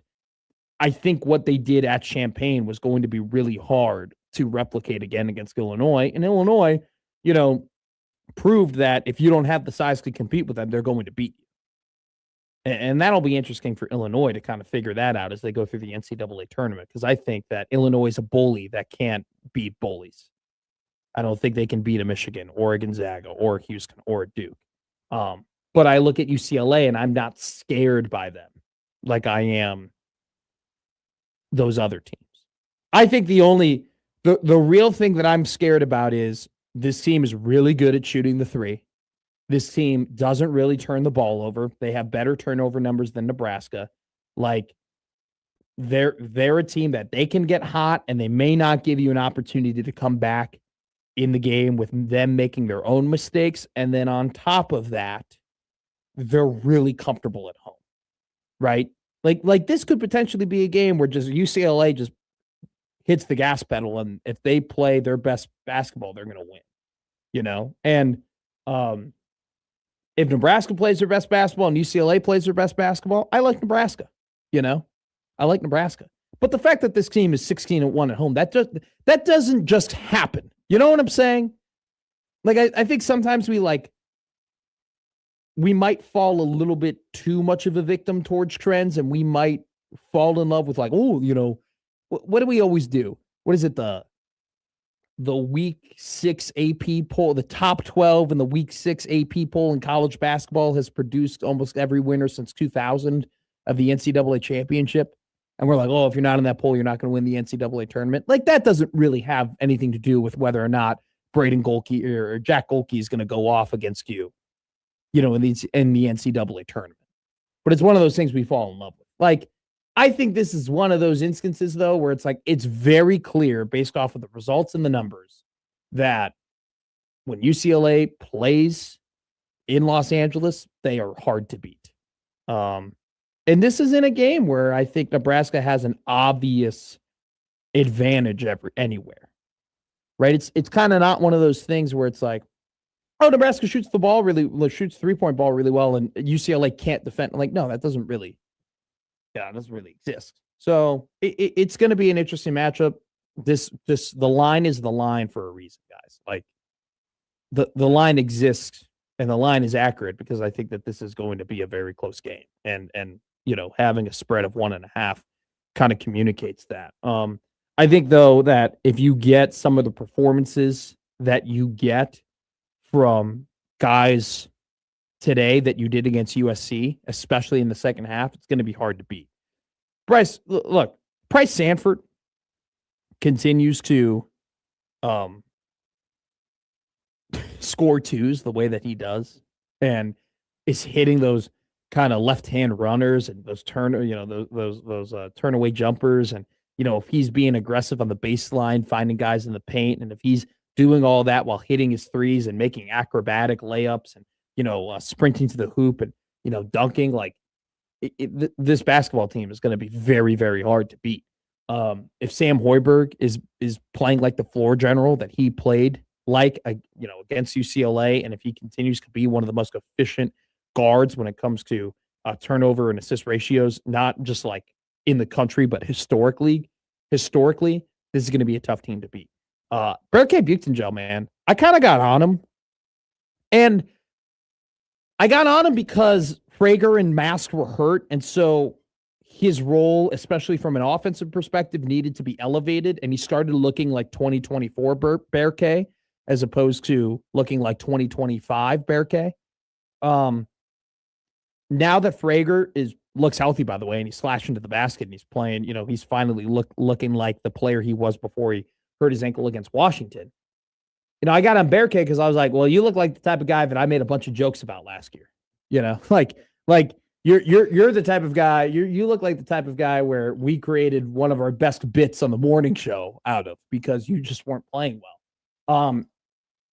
Ever since Frager and Mast have seemingly gotten healthy and come back, he's looked like the Bearcat we fell in love with at the beginning of the season, doing everything that you could possibly want on the defensive end, had multiple steals, was clearing the boards, had a couple of assists.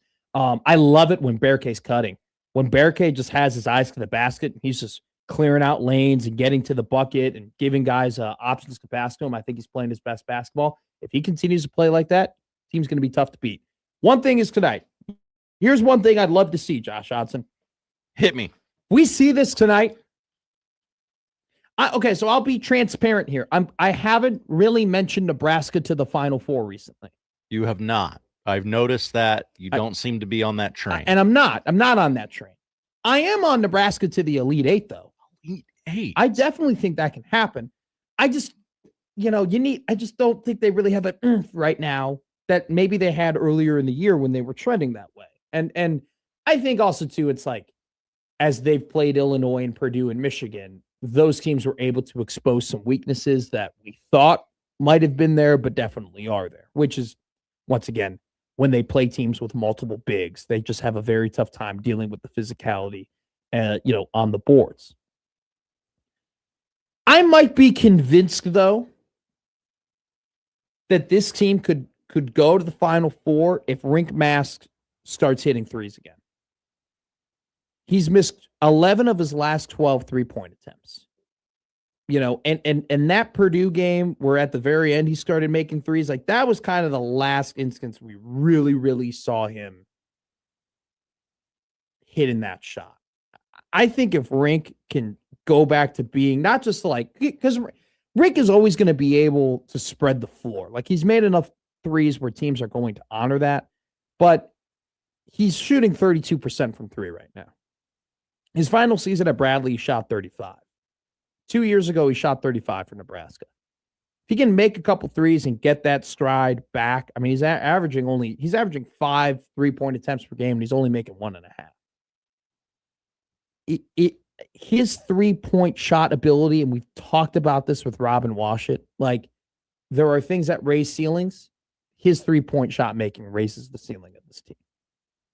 That's a thing. And so if he can, he's missed 11 of his last 12. If he can make a couple threes tonight, then they can look really, really good. Man, if they like have another double-digit win on the road, which by the way, the turnaround, like Fred Hoiberg teams used to be abysmal on the road. They have now just become a good basketball program. I think it's been very clear. Fred Hoiberg didn't have trouble beating teams on the road because they were on the road. He had trouble beating teams on the road because the teams weren't good enough. Now his team is, and now they're winning in those instances. Let's see if Rink can make a couple 3-pointers. I'd love to see that today. Coming up next, we are going to talk to one of our favorite interviews of the week. We touch all bases. We touch food. We touch culture. He makes fun of me. We talk about the NFL. We talk about the Huskers. He makes fun of me. We talk about, his foundation, or the foundation that he runs. We talk about his outlook on quarterbacks. He makes fun of me. And we have a great time when it happens. And we end up yelling at each other. I feel like we need a warning when Michael Severe comes up on the show that more than likely we're going to argue with one another. And that's literally why we're friends. Respectfully. So, I've told you the story where people have had to move tables at lunches that we have together because we're screaming at each other.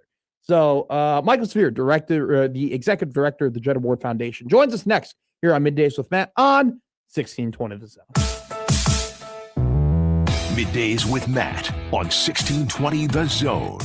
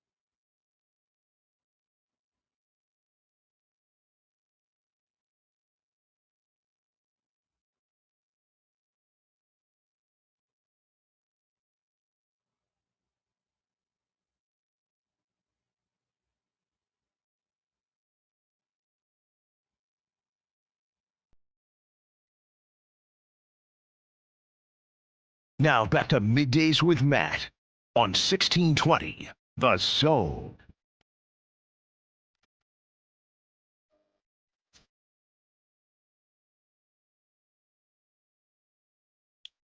We are waiting on Michael Spear. I sent him the link again.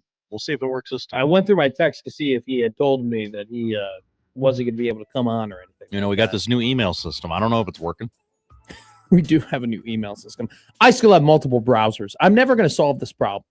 By the way, this problem comes out of laziness because I use Firefox and now we have to use a different browser for certain things. Big Firefox guy. I've learned that about you. I know. It's like, I don't know. It says I haven't gotten any like malware using it or anything like that. I also I don't know. I like the controls of it. I just like Firefox. I don't know what to tell people. That's fine. That's allowed. Michael Severe isn't going to call him, but if you ever want to call him to the show, 402-951-1620, that's the Prairie Flower Casino hotline. Prairie Flower Casino, play longer, win more. And we also are bringing up our new email system, and we want to remind you, you can email us at any point, Matt at 1620 The Zone, Josh O at 1620 The Zone. That's the Equitable Bank inbox. Equitable Bank, they take banking personally. They always pick up odd the first ring. Somebody said Doug when they walked out of the studio today, so I think old man Doug might have been in studio, might have been in the office. He didn't say hi to us. Seems rude. What the hell? Hey, by the way, we want to remind you that Unsportsmanlike Conduct is on the road this week. Join John and Josh live on Friday, March 6th from the T-Box. The T-Box is located on 718 North 114th Street. Will we get an appearance from Matt McMaster at the T-Box is the question. Seems likely. I mean, I love golf. Friday afternoon, shiny new golf box. If I can hit shucks early enough, I can then saunter on over to the T-Box. I do need to start, so I am going to the driving range this week for the first time. Okay. Spring has sprung. Well, we're a month away from the Tiburon Golf League starting every Wednesday. Shout out Terry. I got to give him my dates. You can't just walk into that and be ready to go. You got to prep. They call me Radio Matt. They call you Radio Matt. They're like, oh, you're playing Radio Matt. This should be easy. They like crap talk me. Whoa. I know. So you go like your first day is like you set the pace, right? You set like what your handicap is, and then they kind of like they give you strokes because you're playing against somebody based on your like collective handicaps and whatnot to make it more even. My first round that I played there was my best round the entire year. I shot a 45 and I never shot better than that. And I told them that at the time. I was like, I'm not going to shoot better than a 45 here. I never did. I think I hit 46 once. But hey, they'll be live at the T-Box on March 6th. As always, USC runs from 2 p.m. to 6 p.m. every Monday through Friday here on 1620 The Zone. Michael Severe is still not in the stream. Let me send him a text. Yeah, you text him. I will text. Because he's going to be like, why the hell are you texting me? And then he's going to be like, oh, I have an interview. Here. Michael Severe has entered the studio. Hello. Oh, what? Well, spreadsheets, man. I lock in with them. And when I get in a spreadsheet, I just like lose all track of time. I looked at the clock. It was 10:10. I was like 11:10. I was like, okay, I got 20 minutes. Let me work on this spreadsheet. And then I look up. I'm like, it's 11:33. I kind of feel bad now because you're locked in and you were doing good work, and I pulled you out of that. I feel like that's a hard groove to get into. You know how? There are about 700 people that go to the gala, right? I got to put down each of their names in the spreadsheet, phone number, email if I have it, table number, table listing. You got to do all that so that can all get loaded into the grand thing, you know?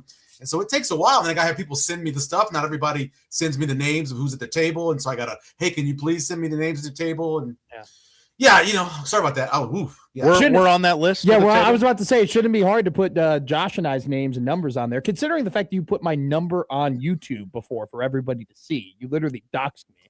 Let me see. I don't dox is the stupidest word I ever heard. I have a table for you guys. It is the Usher Media Group table. Table 29 is where it is. Okay. Will you be coming? Will you and Josh be coming? We will be coming. That's usually Ruth's call.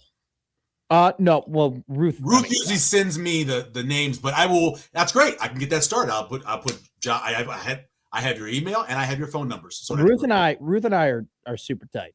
I know. I mean, I know. Plus, I know. You're her plus one. I am. Times. I know. This is not a joke. I am. I know. Plus one to so many of them. I know. You're her plus one. So I assumed that you were going to be on there. But yeah, I will add that in as soon as we're done. I will get into the spreadsheet again and start working. I cannot wait to see Caden again, and more in particularly, I can't wait to see Mr. Weegen again because his family, and they're bringing awesome. They are awesome people. 9. They had 7 that came last year. They have 9 this year. So I'm interested in seeing these additional 2, and I want to know when Caden plans on popping the question. Yes, because they've been together for a long time. I know. And Rachel Bierman, I believe is her last name.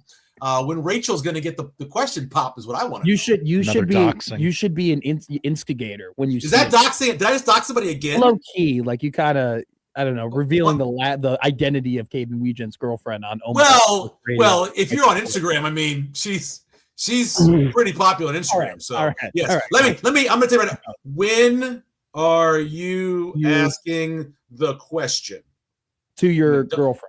Yeah, I'm not going to put that. I'm just going to put that. So that's what I'm going to put that in.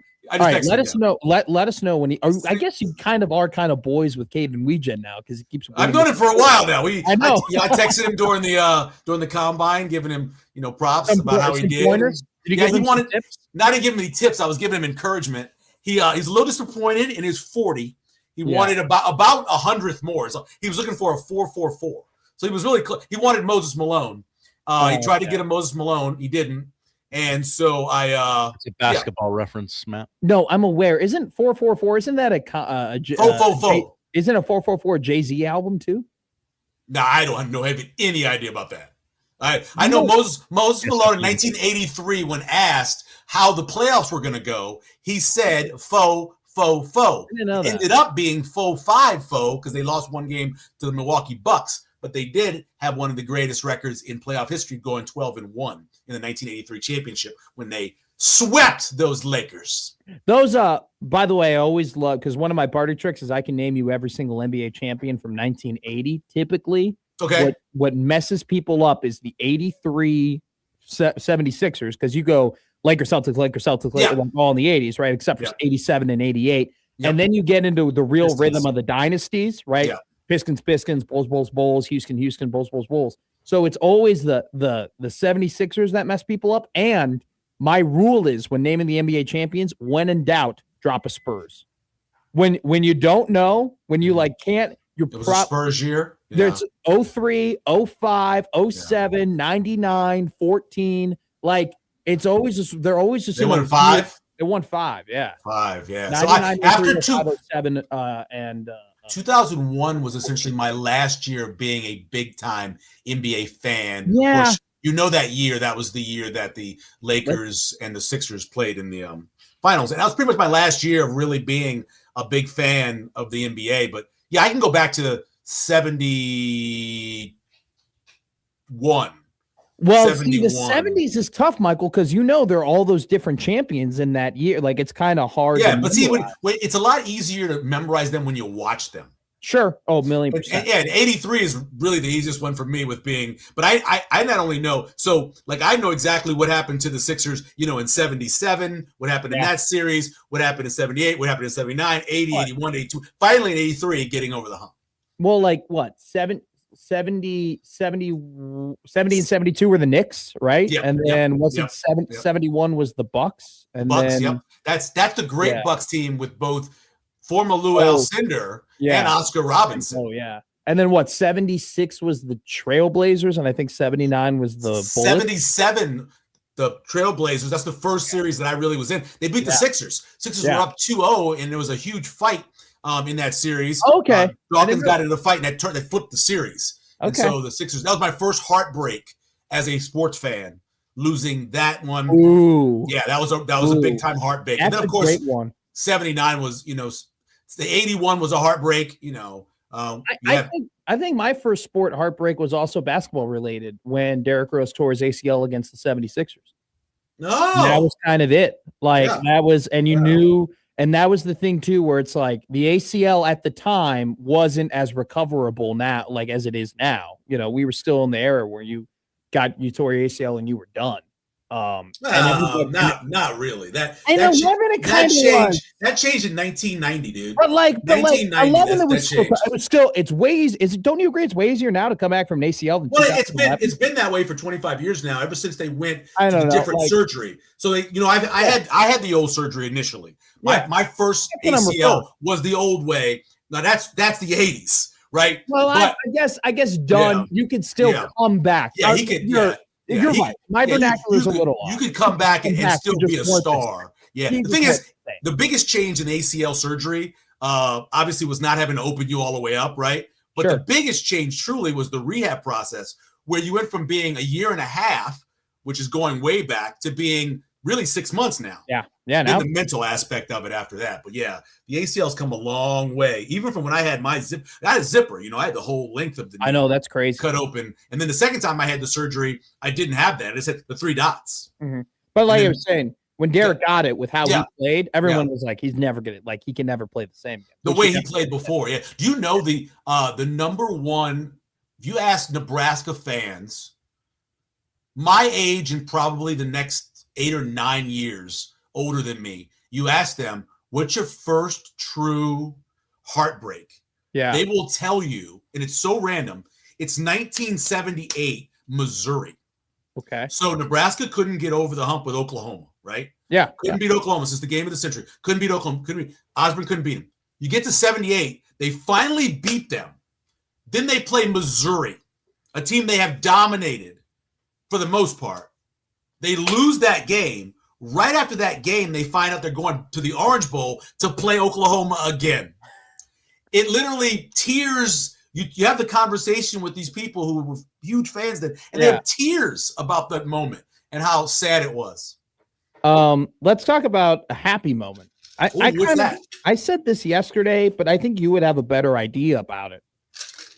How much money did Cole Payton make off of his combine?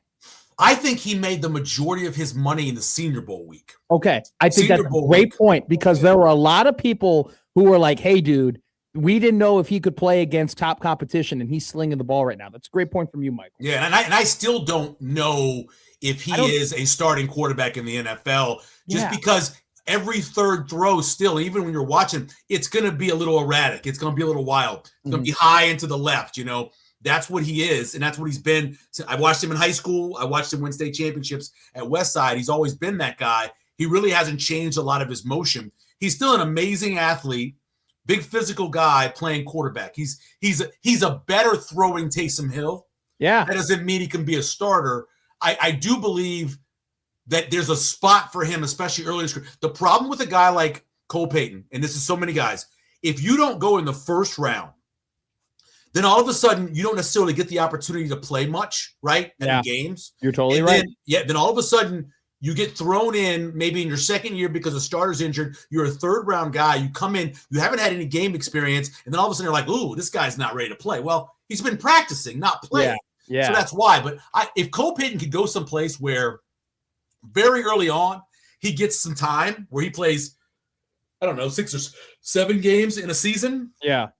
Then maybe. I just don't think that he throws the ball well enough, accurately enough to be a starter in the NFL. Do you think, though, that the fact that he's 6'3", 230 pounds, and his combine numbers were comparable to Michael Vick and Robert Griffin III and Cole Pepper, do you think that just that raw athleticism alone is good enough for him to be a 5th round, a 4th round guy? No, I think he could be a third. I think third round, because his draft buzz was 7th round before the combine. So that's crazy. So the Senior Bowl alone boosted him up. In this year, you're probably going to get 5 that go in the first 2 days, right?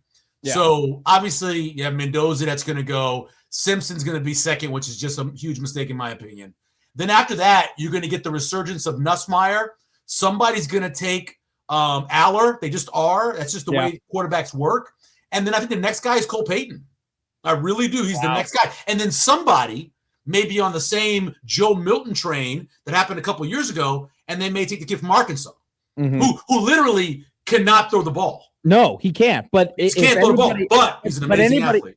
So there it is. If anybody, the only guy who had a better relative athletic score than Cole was Taylon Green. So that'll be really, really interesting. Are you worried at all about, EJ kind of ending up on? Yeah, I knew you weren't. No, not at all. I think so. The best thing that can happen to him is to go to some place that has a starter that's getting a bunch of money because he's in that point of his career. Jahmyr Gibbs is the best example. So Jahmyr Gibbs is getting all that money now. So the guy you bring in to be his backup can't be a veteran. It's got to be somebody and a guy like Amir would be perfect. Amir goes late in the third round, maybe early in the fourth round, which I've been saying all along. I thought he was I had him as the 10th best. And then, as I said, 3 of those guys that were ahead of him didn't come out. Fletcher stayed in. Other guys stayed in, right? So I moved him up to 6 or 7. So at 6 or 7, that puts him late third, early fourth round, and go to some place where a team has a veteran that makes great money. Philadelphia's another good example. He could end up in a place like Philadelphia. Jacksonville's going to move on from one of their running backs. So any of those places could fit for him. Real quick, I just saw a PFF mock draft, round 4, Cole Payton to the Jets.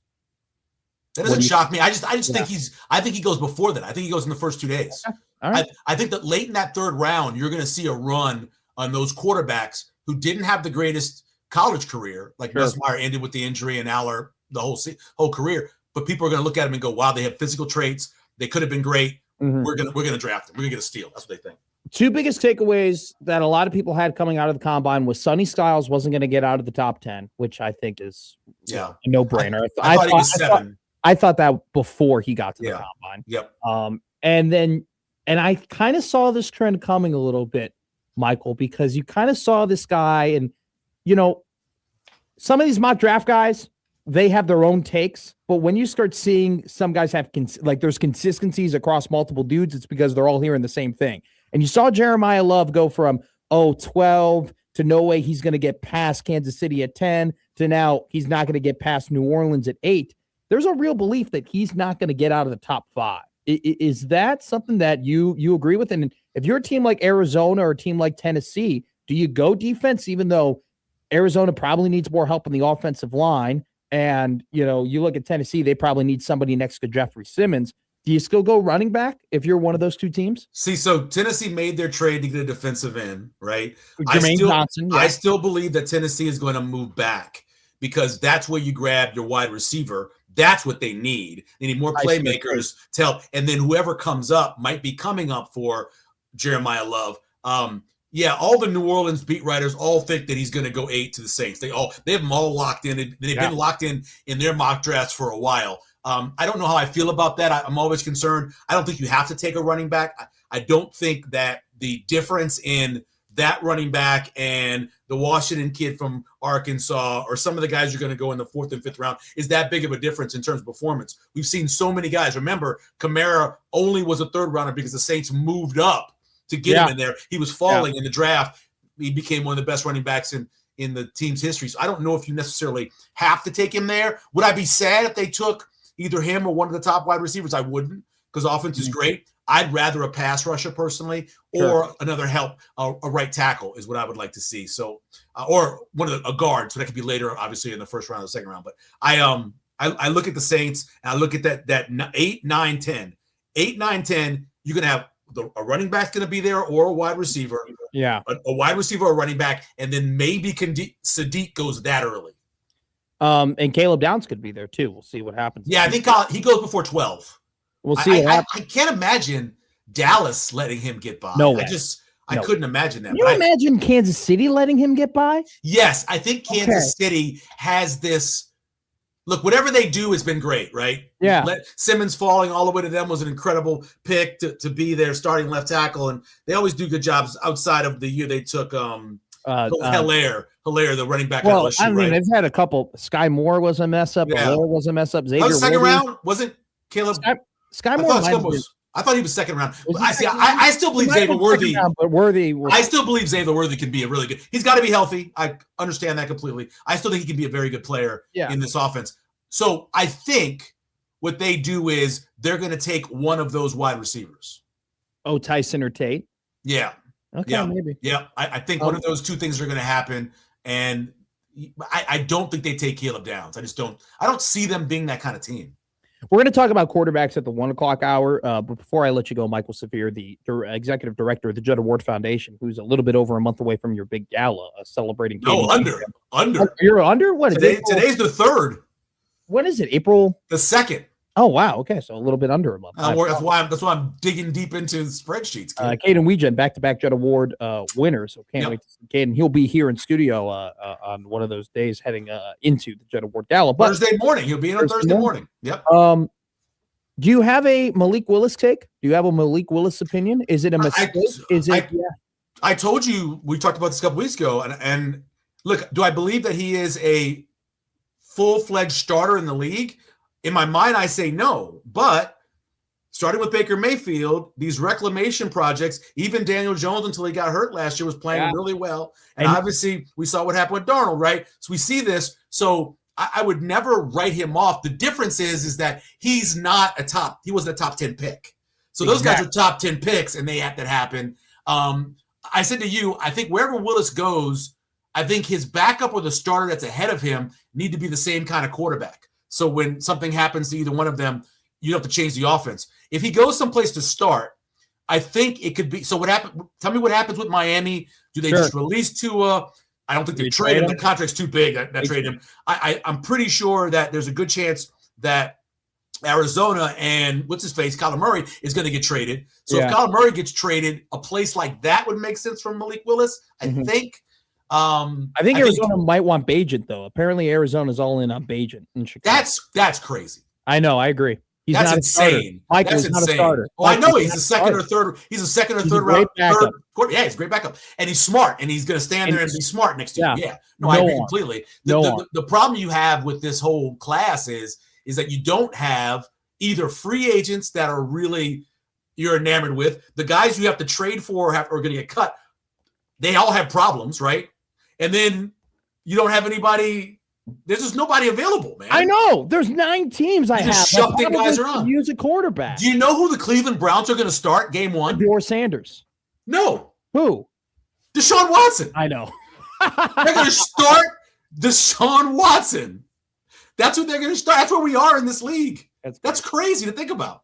Always great to end on a laugh and not a massive argument. We've had a couple blow-ups the last couple of weeks. This was a good olive branch between me and you. Well, I was late. So I couldn't start an argument. I was late. Well, you know what? I'm late to our lunches all the time, so no big deal. Go America. Go, USA. A hockey country, if you will. Whatever. That's fine. Judd Award Gala coming up April 2nd. Executive Director Mr. Michael Spear joins us every Tuesday at 11:30. Michael, we'll talk to you later, my friend. All right, man. Bye. I got a text from my mother. Hi, Mom. Stop calling your brother a loser. Oh, no. And definitely don't call your niece a loser. My niece is not a loser. She's a winner. I think we clarified the niece not a loser. Mom, it's a joke. It's funny. He doesn't care. He's great. Also, yeah. Is your brother a loser? No, he's not. Oh, okay. Not actually.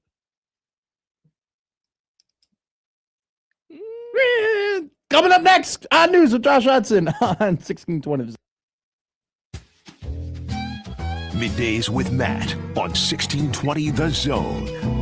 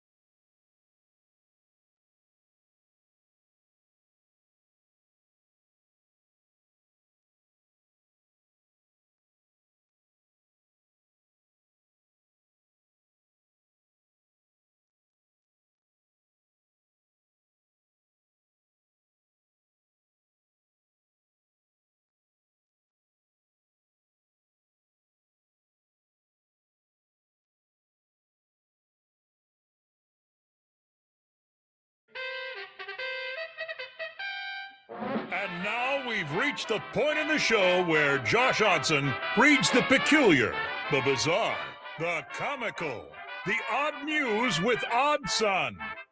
Odd news, Odd Son. See what we did there? The odd news with Oddson. All right, Josh, what do we got? You know how growing up in cartoons and stuff, the main character would always get trapped in quicksand, and you thought to yourself, I think I really need to watch out for this in my adult life. And then you become an adult and there's no quicksand anywhere to be found. That is a classic joke that you thought quicksand would be a real problem in your life, and it just never turned out to be. Well, we start with a Florida man who found himself buried shoulder deep in quicksand. Oh, no.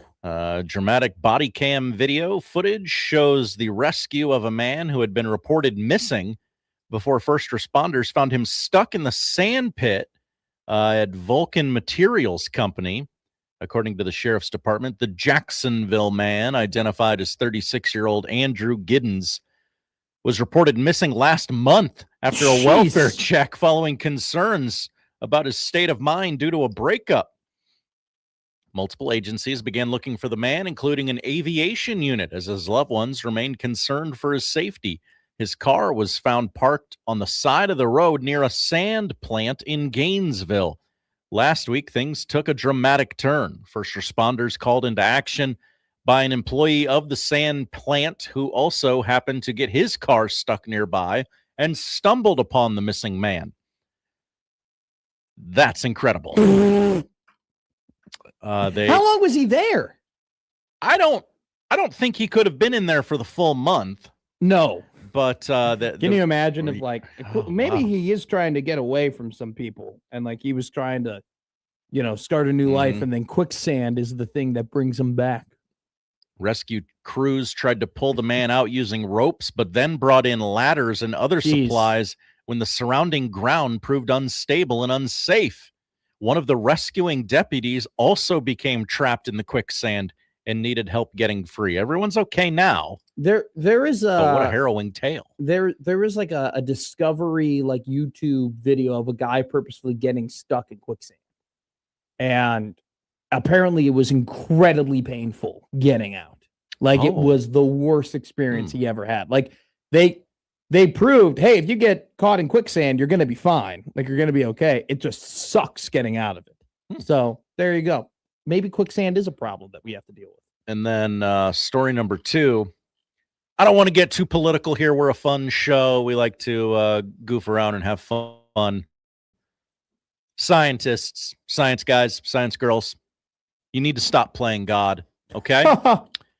Scientists in China have developed gene-edited tomatoes that produce a distinctive popcorn-like aroma. Okay. Researchers used gene editing technology to modify key genes responsible for aroma in tomatoes, creating what they described as an extraordinary aromatic tomato plant. The work aims to improve flavor and scent, which often decline after tomatoes are harvested and transported. So they don't want the tomatoes getting to the grocery store and smelling all rank and stuff. So they said, what if it smells like popcorn? Everyone loves the smell of popcorn, right? That's disgusting. Y'all got to stop this. That's stupid. Can't be making tomatoes smell like popcorn. Here's another thing too, like the jelly bean flavor that I think is like everybody thinks it's good, but it's actually disgusting and makes me want to throw up. It's the popcorn flavor. Great take, Matt. Like everybody, like when we did like the whole like jelly bean boozle or whatever, and it's like the good jelly beans are over here and the bad jelly beans are over there, and you put the popcorn one of the good jelly beans. Hell no. Tastes like throw up. And there was a literal throw up jelly bean I had one time that made me That's throw true. up. That Oh, was it terrible. did. Yeah, I know because I have acid reflux. Look, Josh, if you were to throw up on the show, I would throw up after you. Well, we have some things to discuss because I have famously thrown up. Yeah, but once it happens once, it won't happen again. Yeah, I think I would take every precaution for it to not happen again. I appreciate that. I appreciate that for the good of this show. What's our final It's really for my own self-preservation, but Fair whatever. enough. We go to Kentucky where the Derby happens. That's correct. I don't know how close Henderson, Kentucky is to Churchill Downs, and keep in mind, I only have 3 sentences of this story. I'll read it all in its entirety. A woman was arrested in Madisonville after authorities say she tried to bail someone out of the Hopkins County Jail using fake money. Police say Felicia Howard showed up to the jail on Sunday afternoon and attempted to pay an inmate's bond using 15 fake $100 bills. The fake money was reportedly mixed in with real money. Wow. Howard was arrested and is now facing felony charges. People are stupid. They are won't. stupid. They won't check it, especially if I put a few real ones in there. Did he watch Ozark? And he was like, okay. He makes the laundering money with the real money from the cash business, cook the books, put it in here. Some people think that they know a lot from TV shows and movies. Yeah, like the people who are like, well, I watched every episode of NCIS and Law and Order. I could definitely get away with Or the people murder. who think they know like how time travel might work because they saw Back to the Future, you know? Just 1.21 gigawatts. That's all we need. You know what? I am reading too many sci-fi books that my brain is just becoming.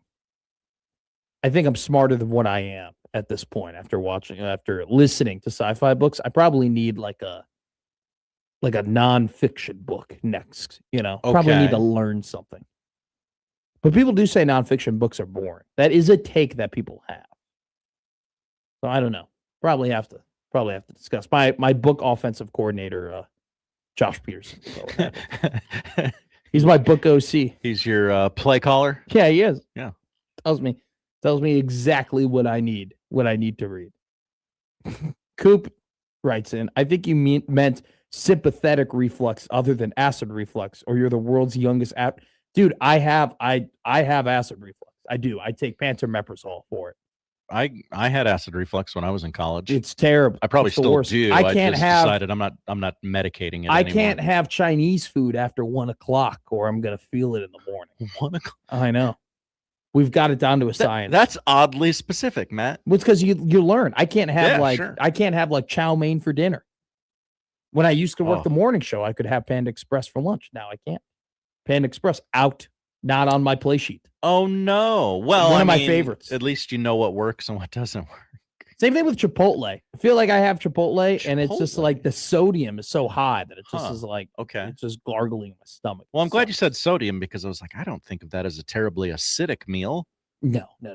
Too much salt, not good for Matt's tummy. Not good at all. Do you know what is good for Matt? Talking about Husker football. We're gonna do that next. Matt Rhule's hustling. Always is. Matt Rhule's hustling, and Some would say it. snake oil salesmen are hustlers. No, I don't think he's a snake oil salesman. Yeah. I don't. I don't. That's what people are saying. I do think that It's up to him to prove you wrong. Overhypes things in order to communicate to his players that he has a belief in them. Sometimes it doesn't work out. I could see him do like, okay, I'm going to be like Phil Jackson here, and I'm going to send a message to the Well, locker room. it's one thing to tell somebody that you believe in them. It's then another thing to tell a lot of other people that I actually do believe in this person, and that person hearing that could motivate them to play better, right? I mean, I'm somebody who does well with words of affirmation.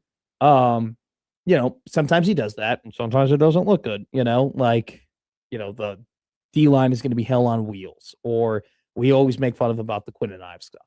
Sometimes always, ends up being right. But he is hustling. He is a hustler. He is a grinder. I've said this multiple times.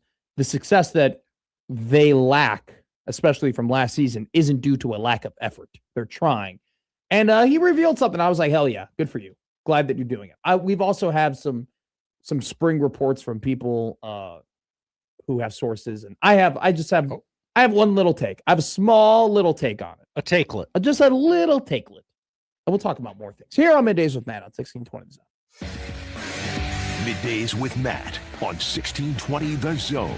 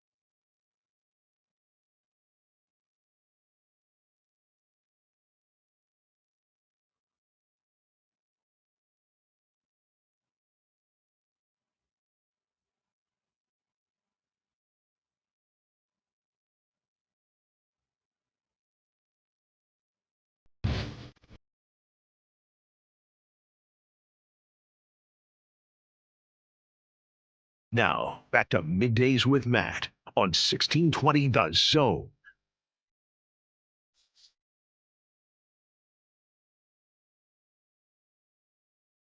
I'm a hustler, baby. We said that we would talk about quarterbacks at 1 o'clock. We will talk about quarterbacks in the NFL at 1 o'clock. That will be a thing. That's a whole hour away. But there is some quarterback news to discuss, Mr. Josh Hodgson. Whoa, the transition tag has been placed T-tag on Daniel Jones, meaning a team could give Daniel Jones an offer sheet in which the Indianapolis Colts could decide, hey, we're going to match this, and then he would be a Colt, or the Colts can decide we are not going to pay Daniel Jones this amount of money.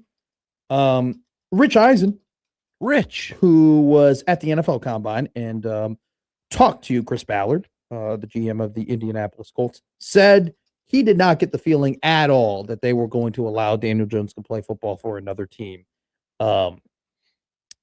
next season. But the Colts have essentially opened up the door by putting a transition tag on Daniel Jones. Well, yeah, they don't want to have to call Phillip Rivers back in. Here's another thing, too.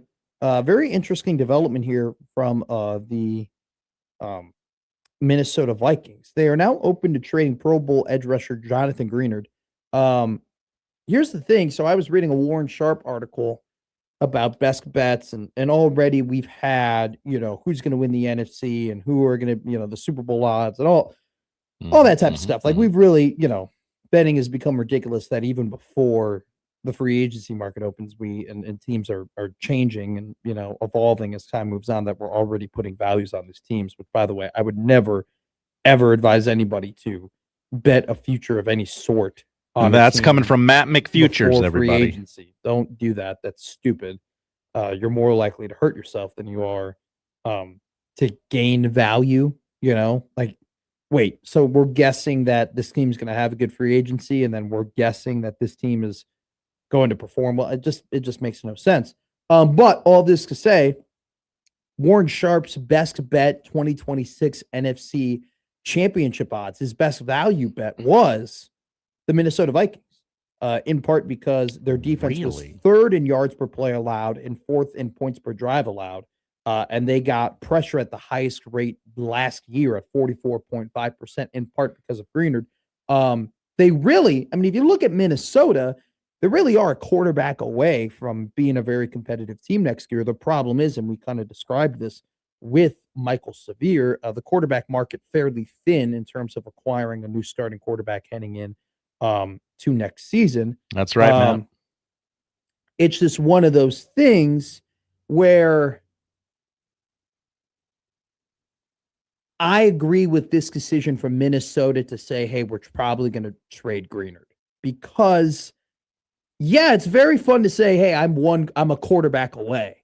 But it's also like we've made this joke about, like, hey, the Utah Jazz are 6'9", 3-and-D wing away from being competitive. It's the hardest thing to acquire. Like, you are one of the hardest things to find in all of sports away from being good, and there's no options for you on the table. Some people might say I'm saying this in jest because I'm happy that Minnesota is going to get worse by trading for this player, but trading away Greenard. But at the same time, is Malik Willis being added to Minnesota's team going to make them a legitimate contender in the NFC? Probably not. Is trading for one of these second-rate quarterbacks, whether it be Tyson Bagent, whether it be Rattler, whether it be Tanner McKee, is that going to give you the next step? No. What if they got Kirk Cousins back? No. What, Tua Tagovailoa? No. I do think it's funny. Severe brought up the reclamation projects in the NFL and how Baker Mayfield and Sam Darnold has sprung that type of thinking in the NFL. I'm going to tell you right now, man, if I'm Minnesota, I get on the phone with San Francisco and I ask about Mac Jones. Okay, that's I'm on what I saw from Mac. Sam Darnold, Mac Jones handshake meme. What I saw from Mac in San Francisco, because the conversation about reclamation projects in the NFL to me isn't a, hey, you're giving a top pick first rounder a second chance. It's actually more so you're taking a top pick first rounder who's been in the Shanahan tree rehab facility. What do I mean by that? Well, Baker Mayfield didn't go from Carolina to Tampa Bay. Baker Mayfield went from Sean McVay and the LA Rams to Tampa Bay. Sam Darnold did not go from the Carolina Panthers to the Minnesota Vikings. Sam Darnold went from where to where, Josh Hodson? He went from the San Francisco 49ers to the Minnesota Vikings. That's right. People forget. Mac Jones is going from the San Francisco 49ers to his next team. Kevin O'Connell in the same tree, right, with the McVay and the Shanahans and one of those great offensive geniuses. Mac Jones on a one-year deal right now. He'll be a free agency at the end of next year. I don't know. If I'm Minnesota and I think that I'm a quarterback away, I would make that call. I would make the call to San Francisco for Mac Jones above any other call and any other signing this year, in my opinion. I am not hopping on the Willis bandwagon or anything. Like, I'm not paying Willis a $30 million or anything like that before I call Mac Jones and have Kyle Shanahan tell me to F off, right? That's what I'm doing. So, but interesting for Minnesota, they're going to decide to move off of one of their best pass rushers, looking to do it. They're open to taking trades. We will see. We're also pending. Let's see what Trey Hendrickson, what happens here with him. Does he get tagged? People are not expecting that to happen. It would be funny, though, because it would be a big FU to Hendrickson from Cincinnati if they were to do that. And we all know that Trey and Cincinnati are not in a good spot right now. Other news, too, Kenneth Walker, he will not get a franchise tag. That is you can't. I don't know if you can really pay him $14 million. You know, I won them a Super Bowl. We love to bring it back. We'll negotiate with you, but we can't spend that money at that position when maybe the sample size just isn't big enough to give you $14 million is a lot of money for a running back. $14 million is a lot. So Kenneth Walker will be an unrestricted free agent. So Albert Breer tweeted out, and so maybe I jumped the gun here. Dead to us. He is dead to us, and he might be dead to us here too, because I don't see anything from Schefter or Rappaport that the Colts did transition tag Daniel Jones. But Breer is... Maybe they decided not to tweet it because it's already been tweeted. But they took our advice. But Breer tweets out, transition tagging QB Daniel Jones would by rule take away the Colts' ability to use a tag on wide receiver Alec Pierce. We'll have a robust market. Meanwhile, Pierce wants to know who his quarterback will be before doing a new deal. Okay. So Daniel Jones at this point has not been transition tagged, but very well could be with one of those.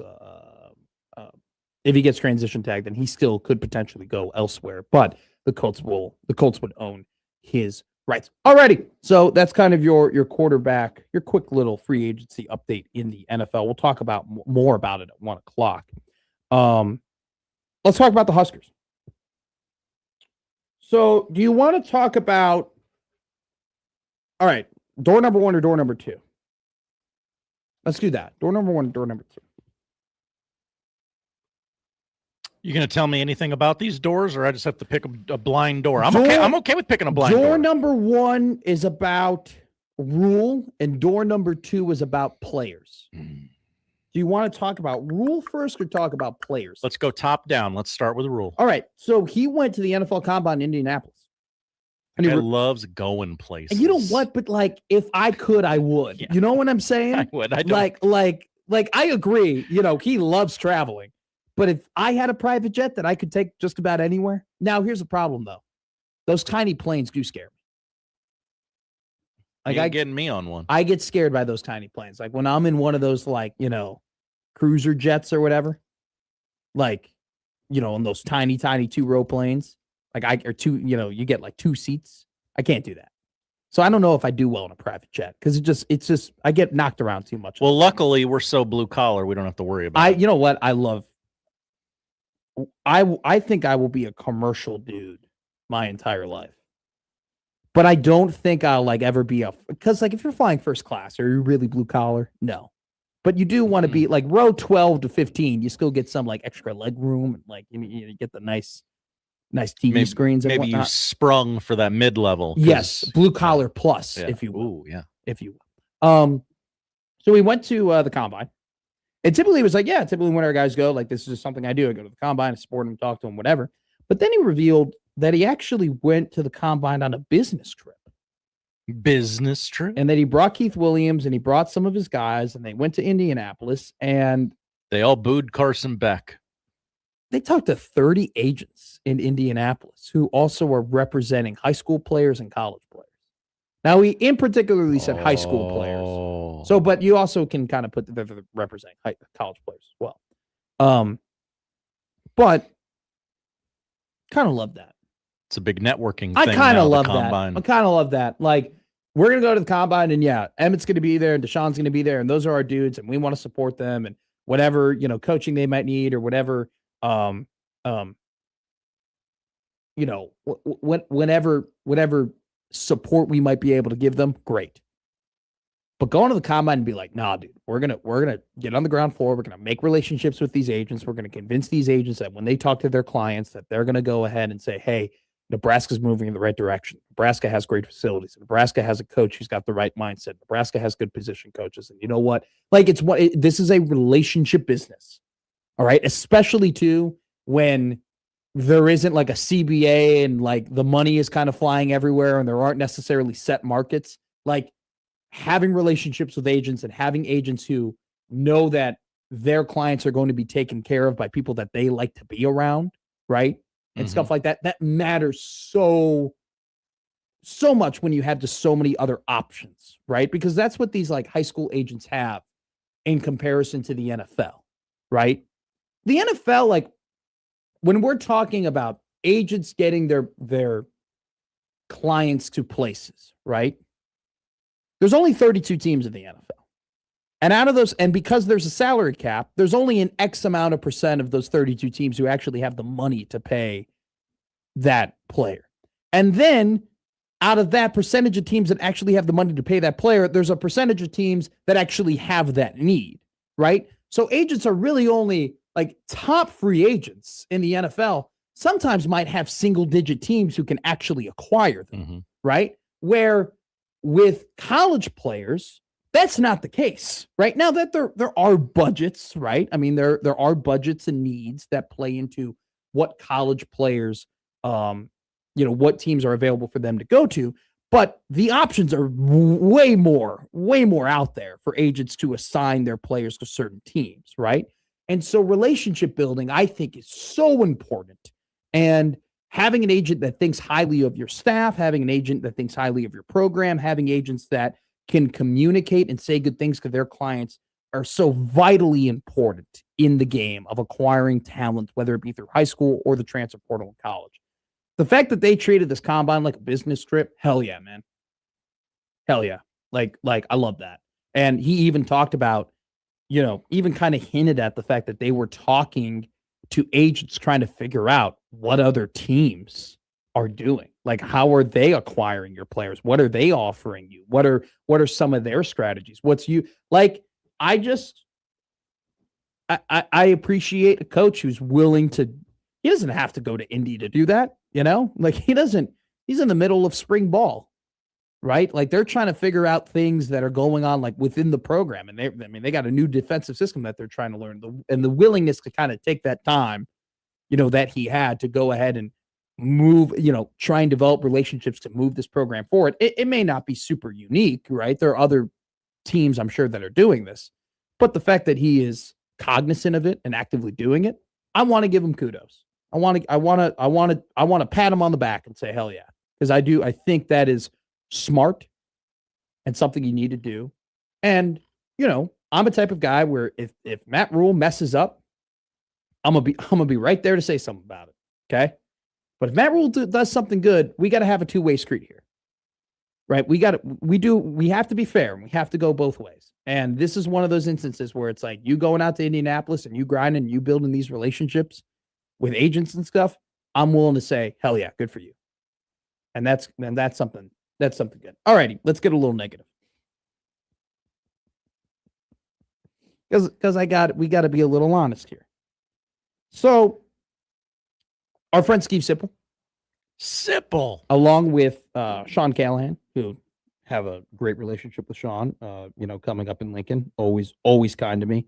They have a Husker Online Headlines podcast. So they have their Husker Online podcast where they have with Robin, and then they do Husker Headlines, where it's just Sean and Steve, and it's just them two. It's like a little bit of a quicker pod, and they go through kind of the top headlines, the top things that are happening in and around Husker sports. They give their takes.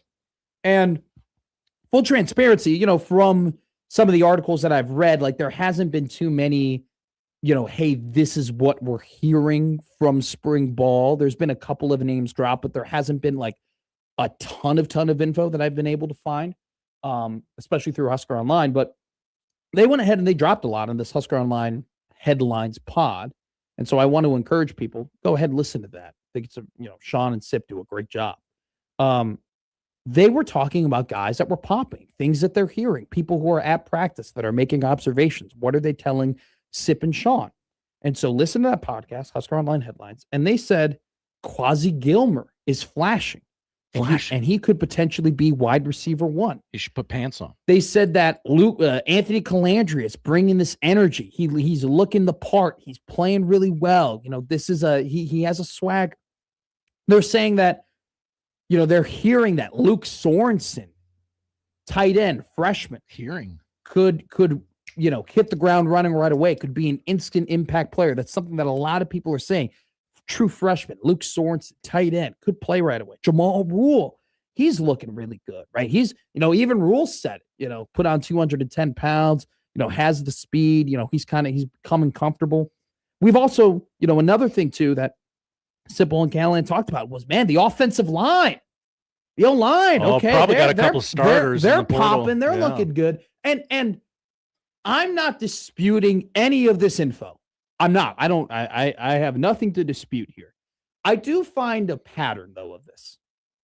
Can you tell me what is in common? What Quasi Gilmer, Anthony Calandria, Luke Sorensen, Jamal Rhule, Bob Alade, Badanga, and Leslie, all these guys, what do they have in common?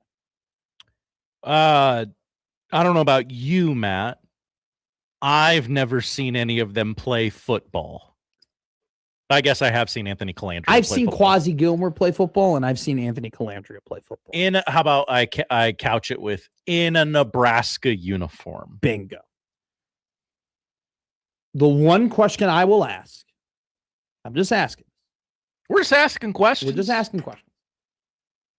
Are they popping because they're good? Or are they popping because you haven't seen them make a Saturday mistake yet? Are they? Or are they popping because the rest of the roster is ass? No, I'm not saying that. But are they popping to you because they're a shiny new toy? Or are they popping to you because it's actually there? And so I do, I am totally well within my right to have a little skepticism that the guys who are playing the best are the ones, all the new ones. I would prefer to hear, and this is just me, I would prefer to hear, man, Riley Van Poppel, actually is looking good in this 4.25. Or I think a couple guys are going to take the leap. Yeah. Or like Cam Lenhart, like the fact that it's all new guys. I'm kind of like, all right, I'm well within my right to ask the question. Is it because by the way, like we're going to have Tim Verghese on coming up next. He's all over Quasi Gilmer. He loves Quasi. I trust Tim Verghese, with a bullet. Like I trust him, So like, that's not like an unpopular take or anything like that. It's just when you're like, I hear all these names and I immediately go, well, yeah, I mean, none of them with a white helmet with a red N on it has done anything bad yet. So it's like, it's kind of hard to be critical of them. It's a lot easier to say the new guy looks great than the new guy's ass. But this is one of those things where it's apparently Gilmer looks good and Calandria looks good and Luke Sorensen and Jamal. A lot of these new guys can make instant impacts, but it'll be, it's one of those, Gerard goes, in other words, we need to be careful here. You know what, Gerard? We definitely do. I think we do. I think this is where we get into the Kool-Aid combo, where we start falling in love with guys that we really haven't seen play football for Nebraska. That's how the Kool-Aid happens in two ways. We fall in love with guys that haven't played football for Nebraska, or we assume that guys who did play football for Nebraska are going to take meteoric jumps. Remember, in October, when you're wondering why no one in the media tried to water down the Kool-Aid, remember this moment. Thank you. When Middays with Matt was brave enough to tell you, I don't know who's watching what and talking to who and who these guys are. Look. No, I'm not hopping on the drama bus, Corn Raider. Stop it. I'm just making an observation. My observation is that all the guys who apparently, according to sources at practice, are popping are the new ones. And who do you think those sources are? I don't know. Coaches. This is all you, who Josh. Are coaching up their guys. I'm being careful. You have to be careful too. I actually don't have to be careful. Someone who does have to be careful is Tim Verghese. He's coming up next on Middays. Middays with Matt on 1620 The Zone.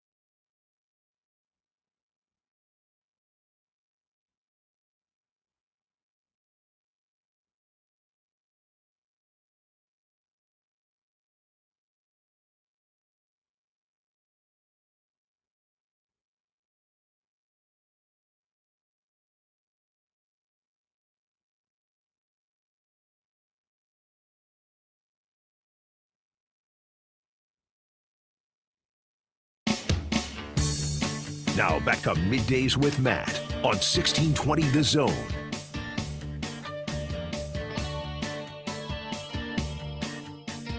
Tuesdays always is one of the best days of the show because we have banger back-to-back guests. We go from Michael Severe at 11:30 to then Tim Verghese of Inside Nebraska and Rivals. Timmy D, how are you?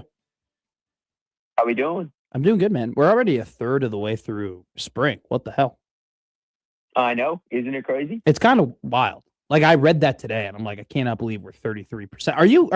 What have you heard? Are you hearing anything? Because I feel like, look, it's been a quiet spring, and I think it's good for Nebraska football. I've read some articles, a bunch of different sources, and we've been a little bit more quiet in terms of this guy looks good at practice, or this guy's popping, or, we've heard the one guy I've heard a lot about and read some on is Quasi Gilmer. He's your dude. I know you like him a ton. I'm just going to feel free to reveal how much you would like to reveal or not reveal, but like, what have you heard about what's going on inside those doors? I think the early impression of this team, I think it's very much a team still figuring itself out. I mean, you listen to Rhule and Dana talk last week about, and Rhule's on the defensive side of the ball, how a lot of this is install, finding new roles. I do think it's been really good for some guys that have been on this team for some time to work into a new system, figure out something new. And I think you're going to see this as we get deeper into spring, but I think especially defensively, again, guys that maybe we've forgotten about are maybe stepping into bigger roles. And then offensively, I mean, I think there's some confidence really rising in what they have in the receiver room. I think, as all those guys have grown, all those guys have experience at this point. I think, the top three are pretty established. I would say, I think it's interesting the tone in which they talk about the top three receivers compared to last year, where I felt like last year was like, it's nice that like early spring, they weren't really sure what Isaiah was just yet. They knew they brought him in for a reason. We're still trying to figure out what that was. Because, admittedly, winter workouts last year didn't go super well for him. Doesn't mean, but it sounds like, coming off a full year with the program now in his second winter, now his second spring with the team, feels like he's an established guy. They brought in Quasi and he's hit the ground running. Even Jacory Barney feels like he's grown compared to where he was last spring and where he was last year. So that's positive. That's very encouraging. And then, I think there's confidence in what they have in their running back room. I think what they've seen early on gives them that confidence. They feel, I think generally there's a general positive feeling about the additions they've made. But yeah, I'm really curious to see kind of as we get deeper into the spring, where some of the cracks start to form. What are the areas of concern, and because they're not going to divulge on that a whole lot. But I'm curious to see the positions that don't get the praise, and the positions that as we get deeper into this, and what are the areas that need to improve through the summer and into the fall. Yeah, I agree. Like I'm kind of, I because there are storylines and that we in the media make, right? That we just make our observations and say, okay, this is going to be something we are looking for. But then you're totally right. There are observations and honestly, coaches admitting that things aren't great in certain spots, right? And so you're right. I'm curious as to see what those spots are for them specifically.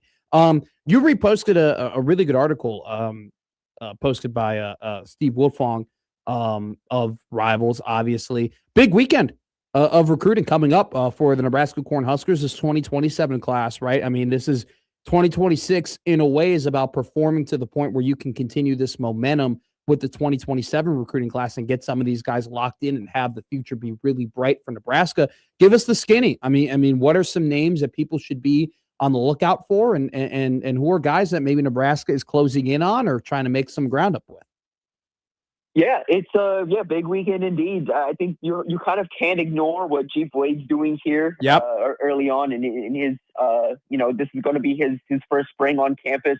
First really big visit weekend for him. Has 5-star interior offensive lineman Albert Simeon back on campus.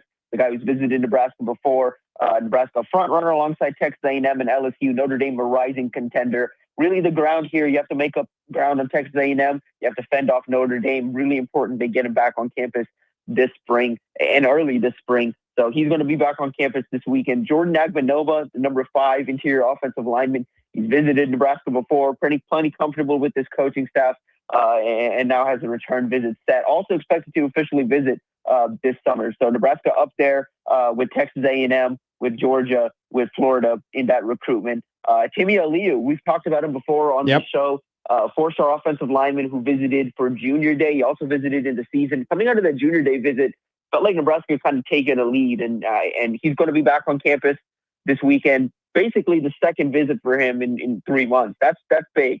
That's big. And in total would be, because he visited in November. If you take everything in total, it's his third visit in about 5 months. Wow. So really, really big. I like where Nebraska stands there. I think this is one that I think he's going to play out into official visit season. I know some SEC schools want another shot, but he's one. Wouldn't be surprised Nebraska potentially gets it done. Whoa. This weekend. Okay. Wow. All right. Yeah, we'll see. Wow. And then another one I could see Nebraska getting done this weekend is with Miami Palmetto receiver Caden Howard. Yep. He is making his first visit. Really a guy that is more comfortable than most for a first-time visitor. He's friends with Ja'Cory Barney, friends with Cortez Mills, goes to the same high school as Ja'Cory Barney. Plenty comfortable with the program at this point, knows, and even though he's not seen it, because he's heard a lot and a lot of good things from Ja'Cory Barney, who, is one of the more vocal advocates for this program. So it's his first visit. He's already got an official visit locked in for the summer. I can't see this playing out very, very long. Nebraska's been somewhat of a dream school for him since Ja'Cory got here, since he's followed Ja'Cory's career, since getting that offer. They've pretty much stepped up as the leader. I have a prediction in. Greg Smith has a prediction in. Steve Wilfong now has a prediction in, as does Chad Simmons. So I think that's one that could move very quickly. On the defensive side of the ball, four-star cornerback Keyshawn Telfair out of Ohio. He's going to be one of these guys who got some ground to make up on Penn State. And you're going to hear me say that about a lot of guys. Nebraska's ground to make up on Penn State, and they're battling Penn State for a lot of guys. Yeah. But Telfair's never visited, but he's very high. He's heard a lot. He plays 7-on-7 with Trey Taylor. He's been in frequent contact with Addison Williams. Nebraska's recruiting a few guys to be this defensive back / return role, where they're kind of pitching him on having an opportunity to still have a playmaking type role despite playing solely defense at the next level. That's something they've offered to Telfair.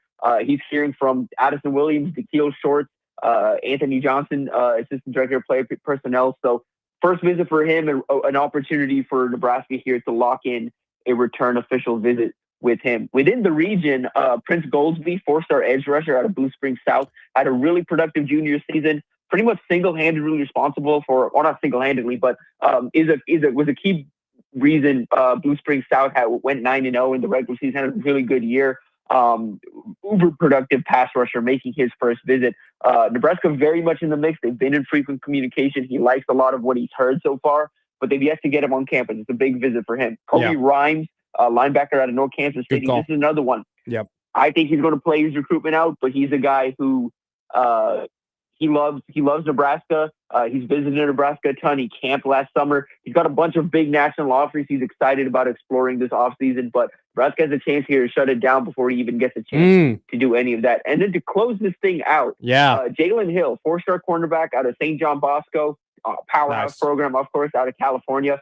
Nebraska's battling a few at one point, it felt like Indiana was a program to beat. Another point in this group, it felt like Notre Dame was a program to beat. USC's been a top contender. Texas A&M at one point, looked like the program to beat. Nebraska's been the one program that, amidst all these other programs rising and falling, they've just stayed consistent. They stayed in the mix. They've gotten him on campus before, and they're set to get him back on campus. He's a talented corner who started at St. John Bosco. Obviously means a lot, but he's big. He's 6'3" and every bit of it. I saw him at the All-American Combine last year. 6'3" with an even bigger wingspan, and he's steadily growing into his frame. Really encouraged about what he can be long-term, and he's a top target for Nebraska at corner. Let's talk about the Chicago kids. 2 kids from Mount Carmel, and then one guy who they're fighting with Notre Dame against, and he goes to the worst high school in the all of America, St. Patrick's High School in Illinois. If you know, you know. David, okay, I'm going to try it here. And so I'm going to try it, and then you tell me what it actually is. David Foloruncho? David Foloruncho. Nice. All right. So David Foloruncho is the number 2 defensive lineman in the country, number 13 overall prospect and rivals. Like I mentioned before, they're fighting a lot of top teams in the country, especially at Notre Dame, where he's a pretty heavily projection to go there. Is this one of those things? Because I know in the past, like they brought in, Brandon Baker and they brought in Nate Frazier, and it was big for the headlines. But maybe, were they really, really in on them at the time? Like, did they have a great shot at getting them? Who's to say? Is this one of those, or are they actually making a legit run at the number 13 prospect in the country for 2027? So they're making a legit run. They've been trying to make a legit run for some time now. This is a guy who exploded, obviously. I mean, was unranked, and then the recent rankings update was the number 13 player. Coming off his junior season, it didn't take very long for people to figure out who he was. Nebraska, relatively was early. They offered in December. They were one of the, I think, first dozen or so Power 4 offers to land for him. That said, he's already got official visits set up. He's got 5 of them. I think Notre Dame's going to be the program to really watch here. That's the program you have the most ground to make up. Within that program, there's multiple ties to Notre Dame. He's very comfortable with that program. I think they're going to be a program to watch. Indiana is going to be a program to watch. He's got a couple of visits I think he wants to make and wants to see. Missouri's a program. I think if you're looking for a program, okay, who can Nebraska nudge out of this top 5? Or potentially see if they could get, maybe that 6th official visit. Maybe Missouri. Missouri's, I think, running in 5th of the top 5. I think this weekend, this 3-day visit. This is the thing for him is if there was an interest, he'd be in and out over the weekend. But he's spending 3 days on campus. He gets in on Thursday. He's leaving on Saturday. It's a full visit for him. He's going to see a lot. And again, I think for both sides, they truly want to see what this is about. Nebraska, of course, wants to see what the number 13 player is all about. But I think he legit wants to see what Nebraska has to offer, what this program's about, wants to get to know Corey Brown, the new defensive system. But yeah, if they come out of this weekend and there isn't a clear indication he wants to come back, it's probably over. Not over, but this is a recruitment that's progressing very quickly, and you have to take full advantage of what might be the lone visit opportunity you get if you don't really impress. Tim Verghese, you're one of the best in the business. So happy to have you on every single Tuesday here on Middays with Matt. I appreciate you, my man. We'll talk to you soon, all right? Yes, sir. Talk soon. Appreciate you, Timmy V. Didn't swear. Come on! I think that's a streak now. I think that's 2 in a row now. Gentlemen, we won yesterday. If we win today, that's 2.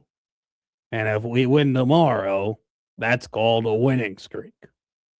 I don't think I got that right, but it was close enough. By the way, I have seen Major League. All right. That wasn't a Spark Notes movie. That's a legit movie that I've seen. Start to finish. Start to finish. Come on, Serrano. Can't hit the curve. You want to slide into second base? Use the American Express. Willie Mays Hayes. Come on, Jake. He bunted. See, I know. Ball knower. What a great movie. I'm convinced. Thank you. But I have to convince you I've seen it. No, it's winning. Great job from Timmy. Big weekend. I would love to go back. I think this would be fun with Mike Schaefer. Maybe not on the crossover because it's too sports centric, but we have to go back and remember back in 2023, they had that massive recruiting weekend where they brought in all the top prospects from across the country. And it was a really big deal of oh my God, look at all these guys who are coming to visit Nebraska. Do you remember this? I do. I don't know if that many guys ended up committing from those big visits. I will say, I don't think it's a ton, but I will say this, when it comes to the 2027 recruiting class, and this isn't revisionist history. There are probably some archives at KLIN of me saying this back then. Oh no.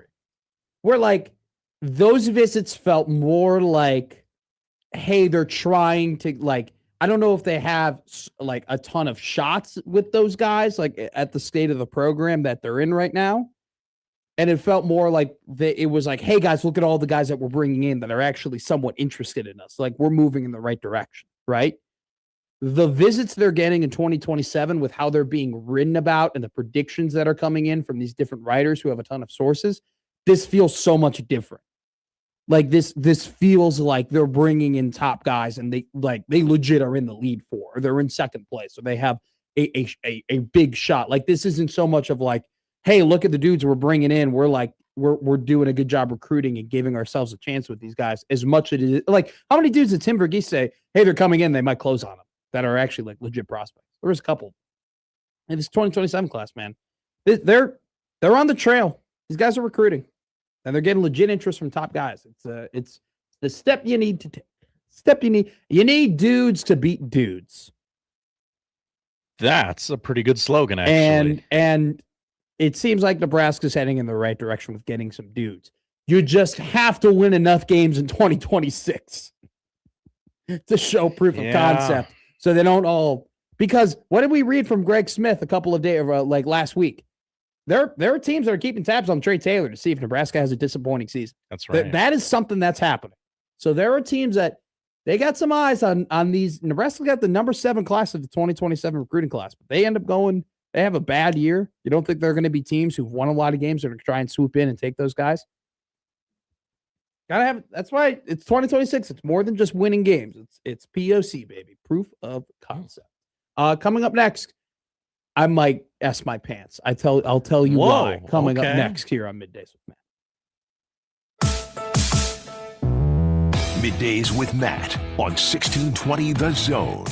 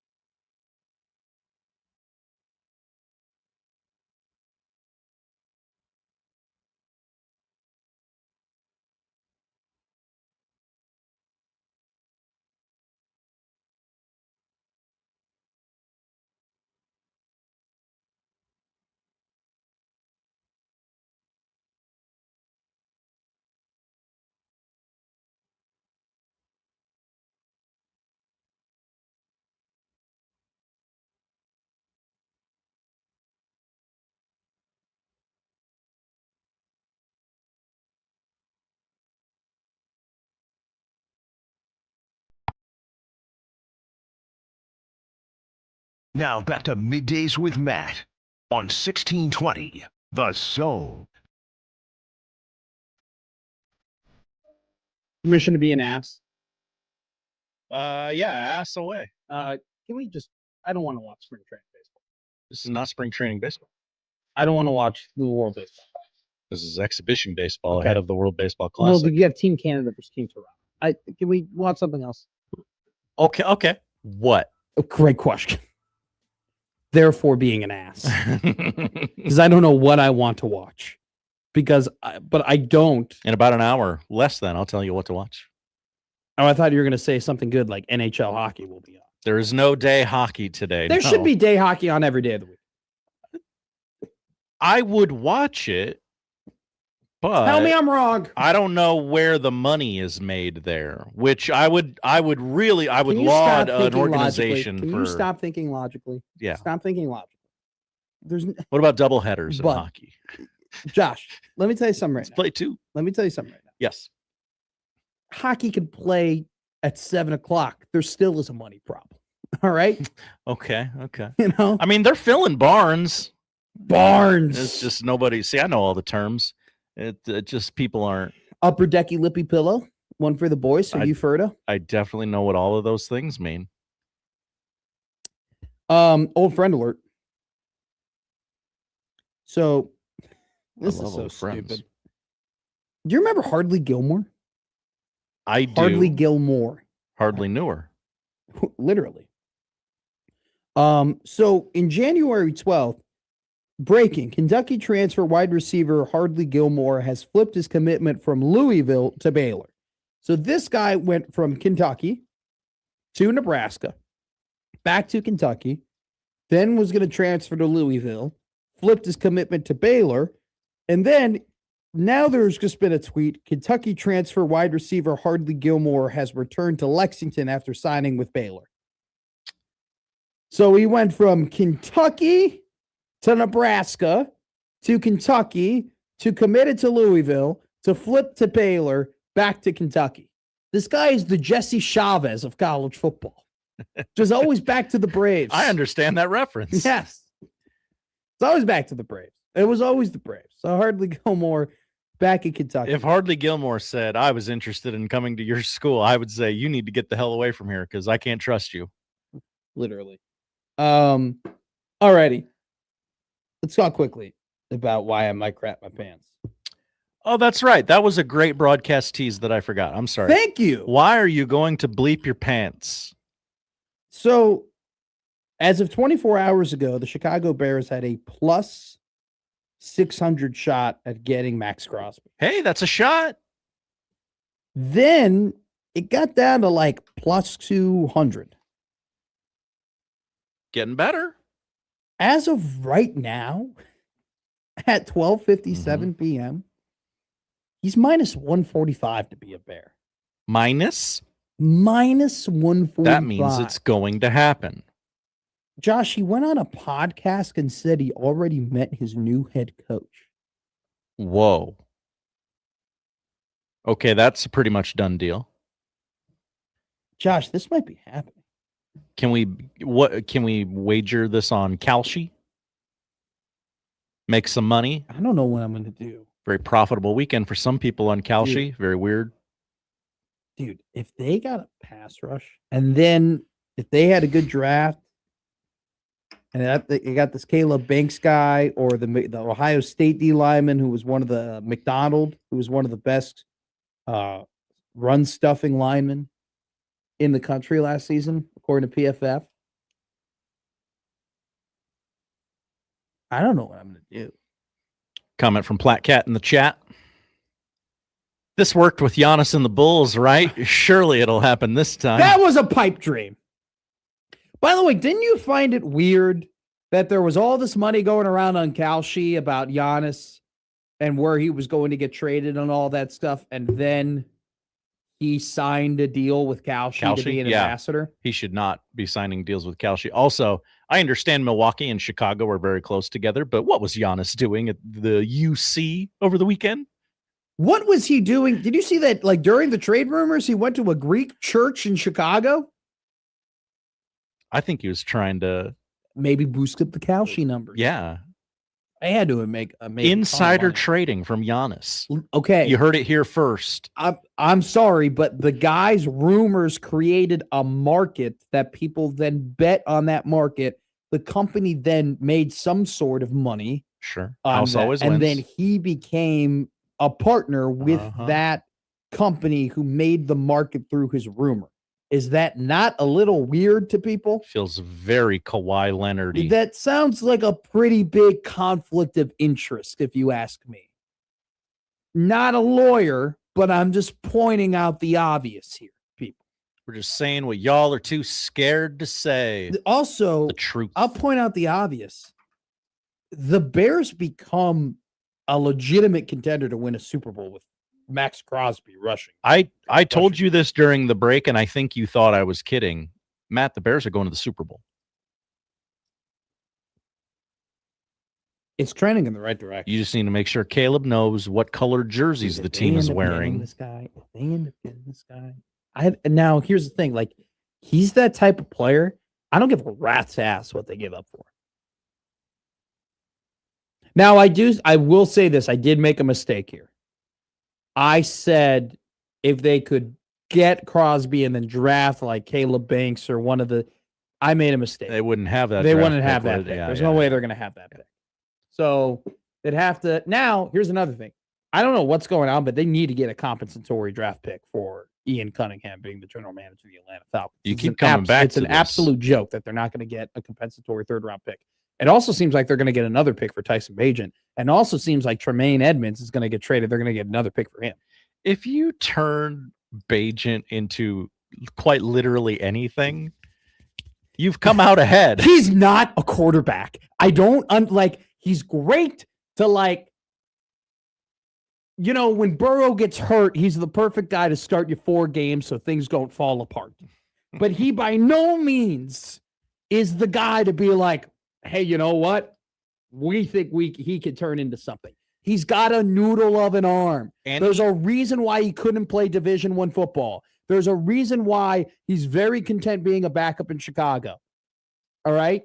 Like, he's smart. He's intelligent. He's a great locker room guy. There's nothing but great things. I don't even think Tyson Bagent wants to be a starter. If I think you Tyson if you sign Bagent as your starting quarterback, you need to immediately hold a press conference and tell us why you're tanking. He's not and I want to say this, he's like he's perfect for the Bears. Because it's like he can hold the boat if somebody were to get hurt, but it's also like somebody dumb enough can convince themselves that he's not a quarterback of the future. He's not. He's good to have around. He's a really good backup, but you can't roll him out for 17 games and think you're going to win the Super Bowl. What are we doing here? And are you really going to give up like that, like a day 2 pick to have a transition quarterback? Like, is that your MO? Because apparently Arizona is really interested in doing it. We'll see. We will see. Once again, I'm immediately making a call to San Francisco for Mac Jones before I do anything with Tyson Bagent. My name's Monty Austinfort. I'm the Arizona Cardinals GM. I'm trying to get fired. So if we could work out a little trade, that would be great. So Nebraska baseball is playing today. I know. I got the live stats up. I'm ready for it to start. Have you seen the pictures of what Haymarket Park looks like right now? It's a little gray. It's a little gray and windy. A little sleepy. A little sleepy. Only like 37 people. My goodness. It is 47 degrees. Why are these two teams playing today? John goes, I would love to make $2 million a year to hold a clipboard. I'm pretty sure Tyson Bagent is making more there, but he's not going to hold a clipboard. That's the thing. He's going to play. I think Tyson Bagent, he's making $5 million, by the way. I think Tyson Bagent will come out and there will be one game and you will think, wow, he's the future. And then there will be another game and you think, well, pretty good backup. Just one of those, like, I love him. I would love for him to be the backup in Chicago for a while. I think it'd be it would be bad general managing if you were to give up a day 2 pick for him. That's just my opinion. My honest, formulated opinion. So there you go. All righty. Coming up next, we'll talk about more quarterbacks. Ooh. I have a pitch for some people. I have a pitch for John Bishop. Okay. And he's probably going to hate it, but I'm going to pitch it to him. John, I know you're driving him to work right now. It's kind of better that way. John, if he hates it. John, this segment is for you if he listens to a station when he drives into work. Who's to say? Sometimes he listens to that dang Sirius XM. John, tweet at me a picture of a ram if you're listening right now.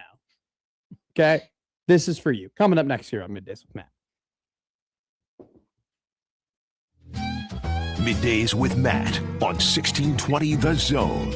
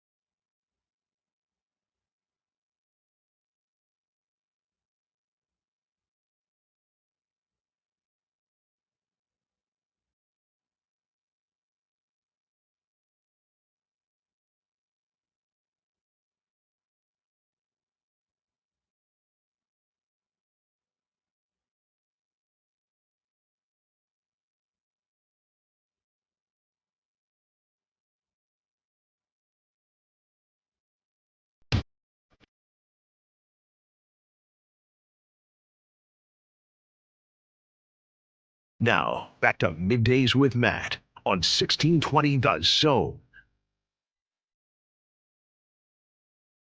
Ooh, Andy Staples is examining every single P4 quarterback battle. Oh, yeah? Let's go to Nebraska. Okay, here we go. Here's what he writes. Nebraska is, okay, so he has a bunch of different like categories, right? So he has the full-blown competitions, transfers versus holdovers, the new coach brought his guy, 5-star freshman is the favorite, longtime backups ascend, grabbed a QB1 in the portal. Okay. So Nebraska could potentially fit into, and returning starters. Nebraska could fit technically into 3 of these categories, right? They could fit into the returning starters, right? Because technically TJ Lateef started the last couple of games of the season, technically. I mean, he wasn't the starter to begin last season, so maybe that's a prerequisite. Grabbed a QB1 in the portal. They could be fit into that. And they could also be put into the transfer versus holdovers. The category that they are in is transfer versus holdovers. So he states here, Nebraska, Anthony Calandria or TJ Lateef. Calandria started his career at Virginia, but helped Dan Mullen win 10 games at UNLV last year. The original plan was to sign Notre Dame transfer Kenny Minchey, but Minchey flipped to Kentucky, and Calandria came aboard. Lateef started Nebraska's final 4 games last season as a true freshman, but the Cornhuskers went 1-3 in those games. Where does Kenny Minchey land? Minchey. He is in the grab a QB1 in the portal. Minchey lost the Notre Dame quarterback competition to CJ Carr, but by all accounts, it wasn't by much. It's possible Notre Dame just had 2 excellent quarterbacks squeaking it out. That's why Minchey was heavily sought after when he decided to enter the portal. He originally committed to Nebraska, but when Kentucky couldn't land Leavitt, new coach Will Stein went hard after Minchey. So there you go. So nothing new. I was curious as I think that is obviously the proper way about that, right? I mean, it's kind of one of those, like, yeah, that's the correct take. I was curious though if they were to end up in a different, like if he saw it differently, like if he was like, oh, grab the QB1 of the portal, Anthony Calandria, and he wrote, oh, Anthony Calandria is the dude, absolutely, without a doubt. That might be able to communicate to you. Maybe he's hearing things that other people are not. That was not the case. Ended up being pretty vanilla. Yeah, TJ Lateef or Anthony Calandria. I think definitely the favorite, Calandria, over Lateef. I think that's pretty obvious at this point. But we will see as spring ball continues. We're already a third of the way through spring football. Absolutely crazy. All right, let's talk a little bit of NFL football. This is for you, John Bishop. I've written teams that need quarterbacks. Feel free to agree or disagree as we walk through this. All right. Jets. Yeah. Dolphins. Yeah. Raiders. Yeah. Cardinals. Yeah. Browns. Yeah. Vikings. Well, I don't know if the Browns will take one, but yeah. Yes, Vikings. So then I have Colts, Steelers, both with question marks. Does Aaron Rodgers come back? Even if Aaron Rodgers does come back, you still need a quarterback. Remember after the Super Bowl when Aaron Rodgers said it'll be a quick decision? You know, we talked a lot about Cole Payton today.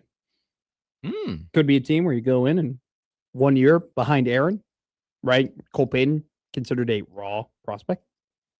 Great athlete. Could be behind Aaron. Colts. I don't know. It's like, I understand that, and this is like Daniel Jones, they have not made a decision on whether or not they're going to franchise tag him or transition tag him or tag Alec Pierce and then let Daniel Jones hit free agency. But like, I'm just not, I've seen too much of the bad as opposed to the good to where I think that Daniel Jones can legitimately be a long-term guy for really any team. So I don't know. I don't know what they do there. They very well could be a team that ends up having to find another quarterback option if Jones ends up going somewhere else. All right. I read you 8 teams. Jets, Dolphins, Raiders, Cardinals, Browns, Vikings, Steelers, Colts. Steelers and Colts have question marks. Should the Rams be on this list? Here's the thing. Matthew Stafford's great. Matthew Stafford had a borderline. He was incredible. He was fantastic.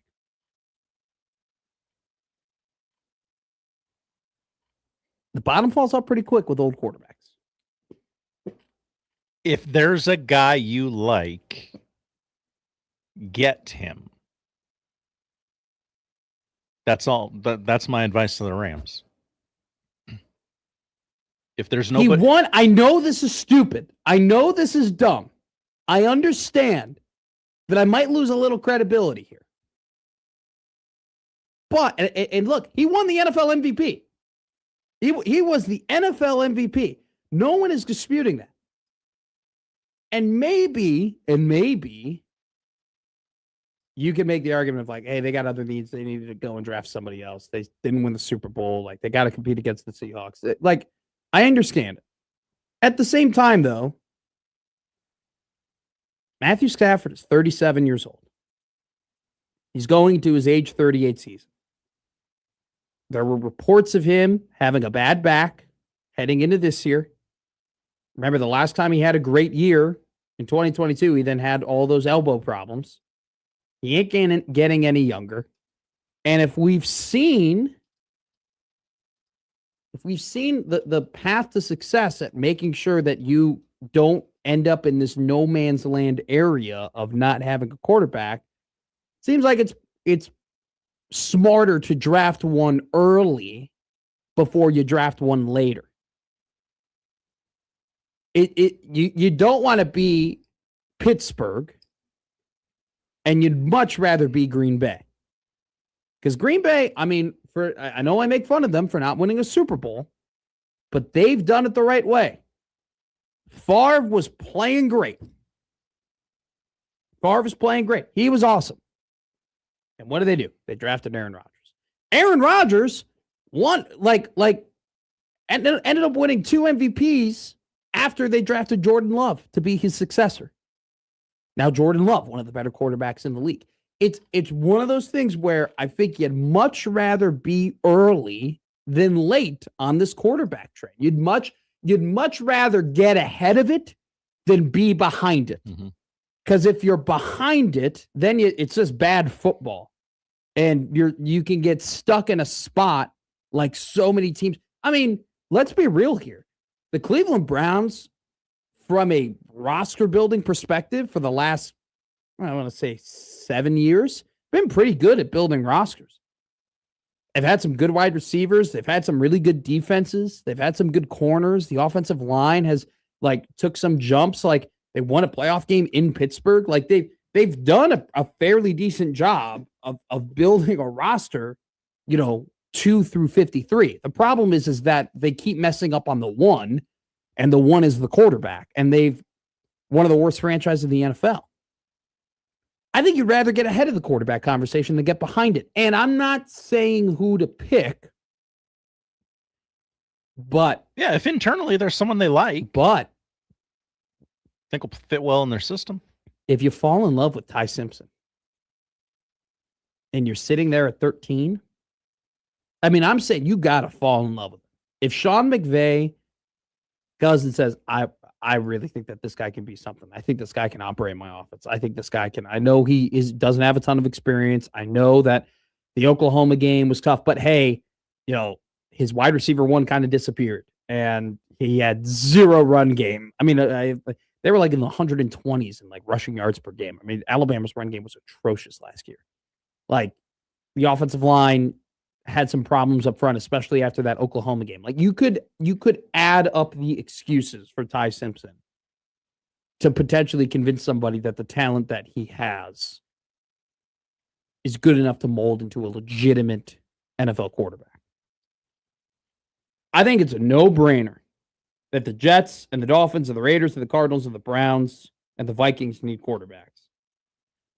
I think the Steelers, whether or not what Aaron does, they need to draft one. And I think the Colts, I think they have a tough decision to make. But I don't think we're talking about, I know he's coming off an MVP year. I get it, guys. He's also going to be 38 next year. And there's absolutely nothing wrong with doing what Green Bay did, drafting Jordan Love, making that weird contract so they don't have to give him the 5th-year option, but also can keep him on the team, and then go ahead and play him and let him sit behind Stafford for 2 years, 3 years.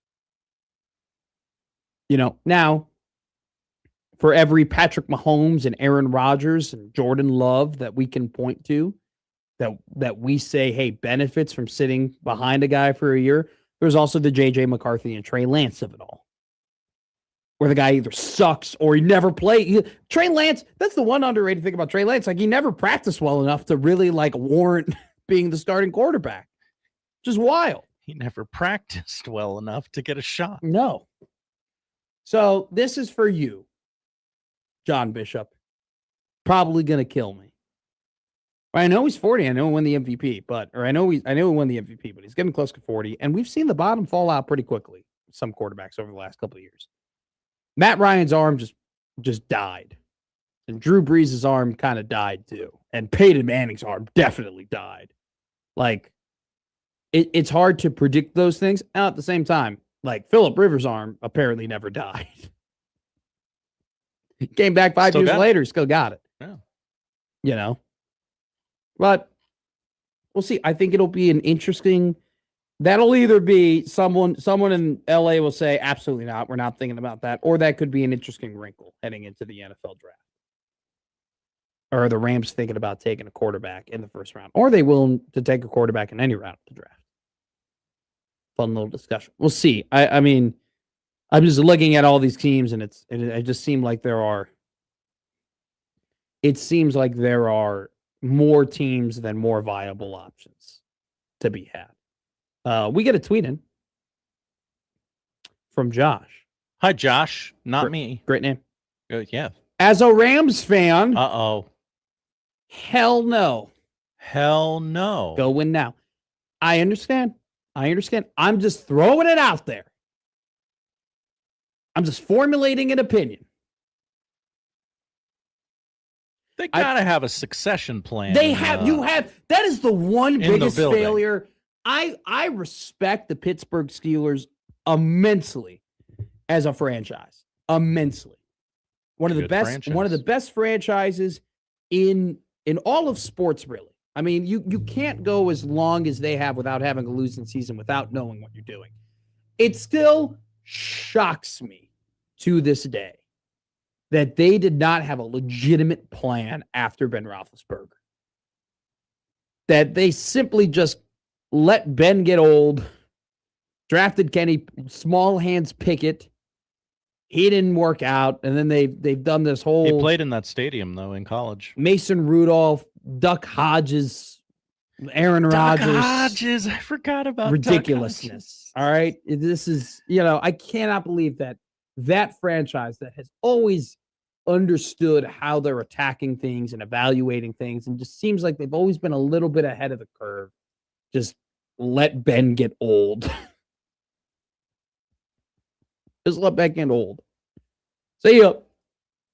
And then they're now still searching for a quarterback. And their best option is to re-sign a 40-plus-year-old Aaron Rodgers. What? Really? You play like the Yankees in here, you'll lose to the Yankees out there. That's what they say. That is what they say. So I totally understand too. If you're a Rams fan, you're telling me to go to hell, and you think that you're not saying ditch Stafford. I'm not. Let at all. Stafford play until his heart is content. Yes. I think they need to start thinking. The guy's 38. I think you need to start thinking. And also too, we've seen that there's a massive benefit by being behind a Hall of Fame quarterback. Why did J.J. McCarthy work out? Well, he was behind Sam Darnold. Maybe that's I don't want to take a shot. I think that's a bad example. I don't know if Trey Lance was behind Jimmy Garoppolo. That's such a great mentor to have. I don't know if J.J. McCarthy behind Tom Brady would equate to winning.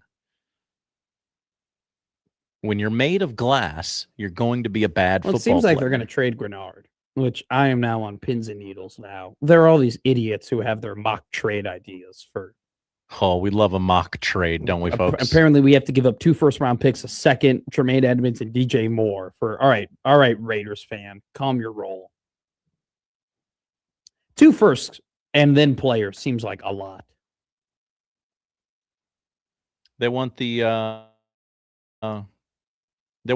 big package. Here's a great tweet. Meatball Bears fans bet a bunch of money on the outcome they want. Watch the sportsbook move their lines on the incoming money and then point to the line change as the most likely outcome. A tale as old as time. I'm setting myself up for failure. I'm setting myself up for disappointment. I could tell earlier you were like, okay, I want to be excited about this, but I do not want to get hurt. No, I think I'm pretty tame. Okay. I think I'm pretty good. I think I'm right where I want to be. You know who also is right where they want to be? Nebraska basketball. We're going to break down the Big Ten standings. What should you be looking for? What should you know? What needs to happen? We're going to talk brackets. Don't you love that? Don't you love brackets? Talk brackets. Oh, brackets. We doing some mocks? Mock brackets? Some sims? I'm gonna maybe. We're gonna get a little weird. How about that? We're gonna get a little not middays with Matt on Middays with Matt, if you know what I mean. Coming up next here on 1620 The Zone. Middays with Matt on 1620 The Zone.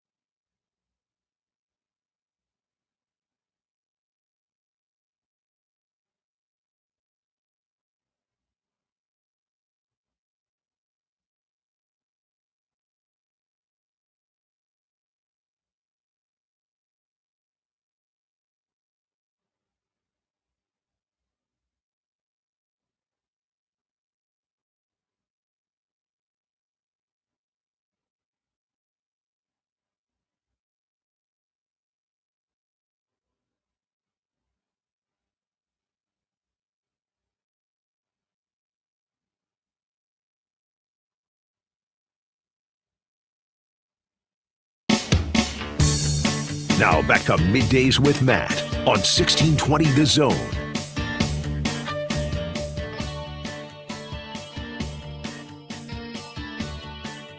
$10 p.m. tip tonight for Nebraska basketball. Why? Just why? Why? Can please, can someone answer that for me? TV runs sports. I don't know if you heard that, Matt. So annoying. So annoying. Take a nap. You'll be fine. I don't want to take a nap. I don't want it. I don't like it. I don't like it. I'm not a fan. Okay, that's a little earlier than normal. I wanted to see what time you texted me. Oh, what time did I text you? Last night, 10:30. I did. 10:25. The other night was a little ridiculous. Yeah. Tell the people what I texted you. The other night? Yeah, what time I texted you the other. Sunday night was an 11 o'clock text, which is fine. That's fine by me. I think there was one night where I texted you at like 12 or something like that. It was quite ridiculous. So, all right, here's the current Big Ten the current seeding right now. All right. All right. Michigan's number 1, Nebraska's number 2, Michigan State number 3, Illinois number 4, Purdue is 5, Wisconsin 6. Here's why this is ideal. All right. I'll tell you why this is so great. So with Illinois, so basically the 3 teams that I am afraid of are obviously the teams that Nebraska has lost to: Illinois, Michigan, and Purdue. What, though, are the common denominators between those 3 teams? They're all very big. All right. They're all very, very big and physical teams. And Nebraska, only lost by a couple to Michigan, right? Only lost by a couple to Purdue, and then kind of just got beat by Illinois. I think that just happened, right? So it's not as if, Nebraska can't beat these teams. Nebraska can absolutely. I mean, they've beaten Illinois. I mean, they've proven they can beat Illinois, and they most definitely can beat Michigan,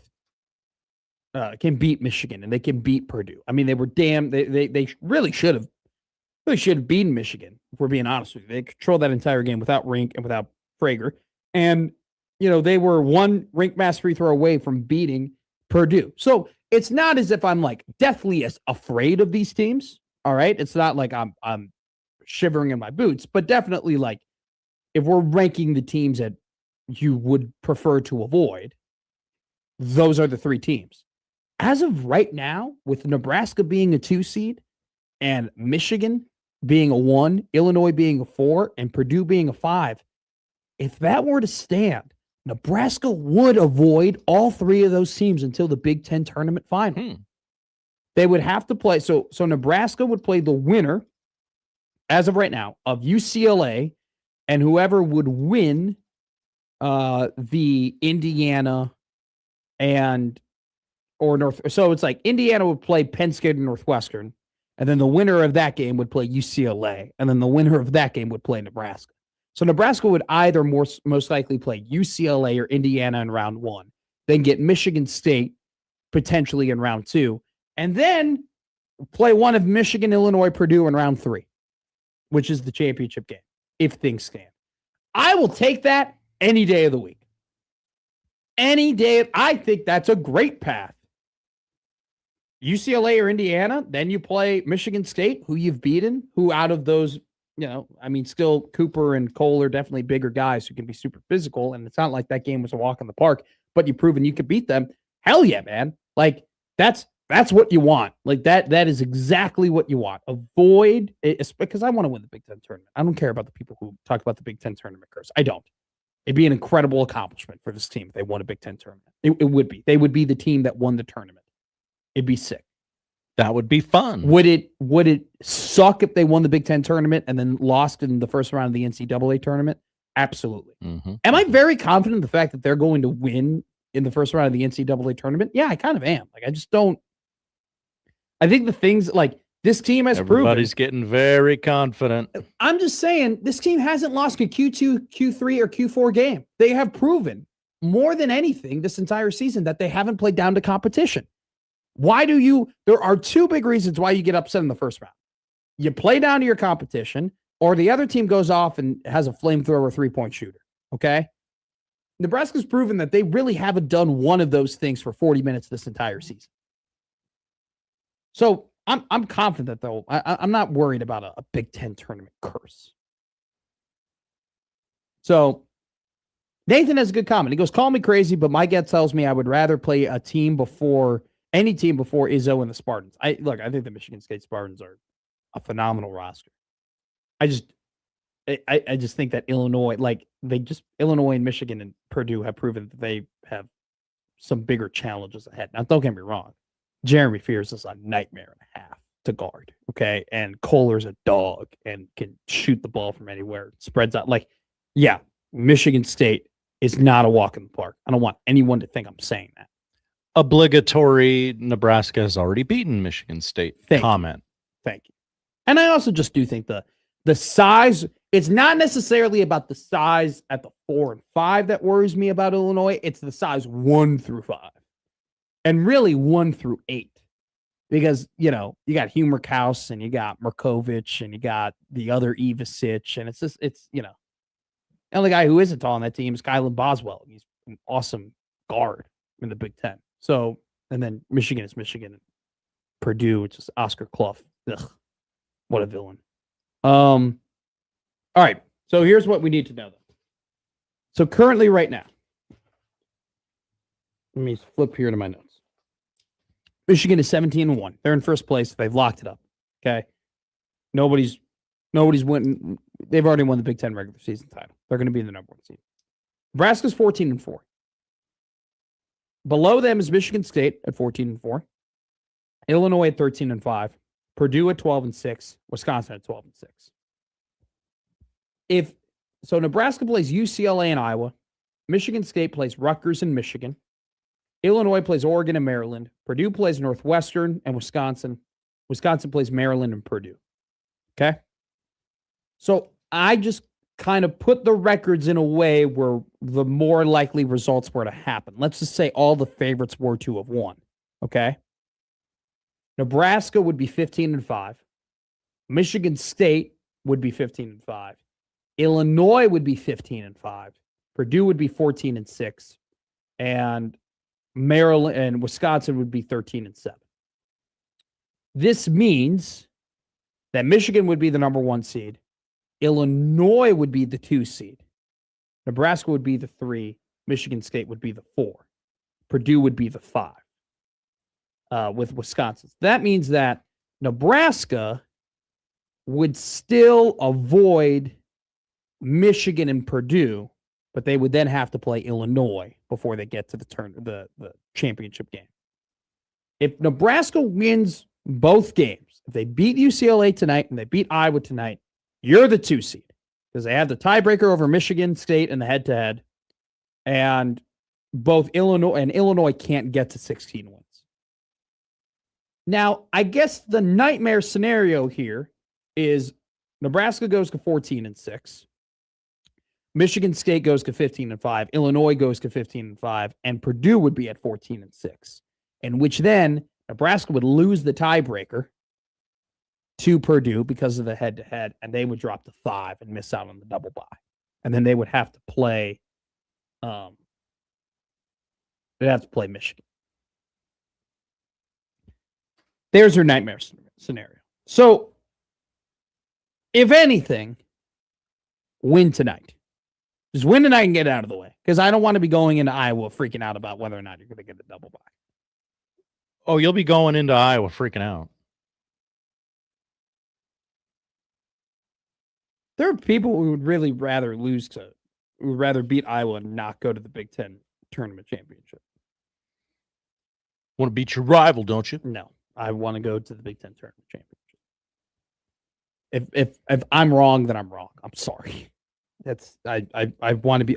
I would like to be playing for the Big Ten tournament title. I think that would be really flipping cool. I think that'd be fun. I think the stakes of that game would be sick. I think firing off some memes would be sweeter, though. Very enjoyable. No. I mean, look. Don't get me wrong. Losing to Iowa would be incredibly annoying. Yes, I agree with that. Rather go to the Big Ten tournament championship. So there you go. More than likely, I mean, I don't see Illinois losing to Oregon at home and Maryland on the road. So they're going to be 15-5, and they have the tiebreaker over Nebraska. So you solve all of this, and you give yourself a pretty good draw if you go 2-0 here. Just don't lose both games. Please don't. Yeah, what if they could beat Iowa and play for the Big Ten championship? That seems like the best outcome possible. Yeah. The best outcome possible in any sort of regard? Finding out what to watch tonight. Oh. You know who tells you that? It's Josh Otson. Coming up next here on Middays with Matt. Middays with Matt on 1620 The Zone.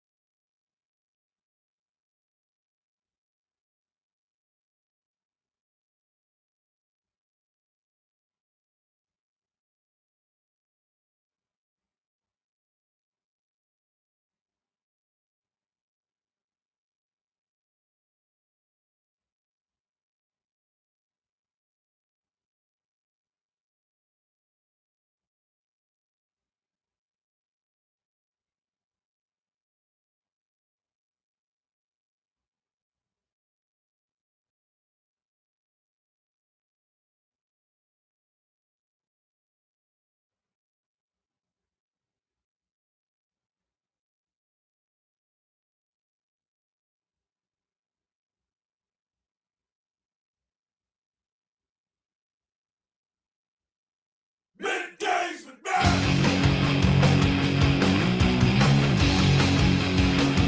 Middays with Matt.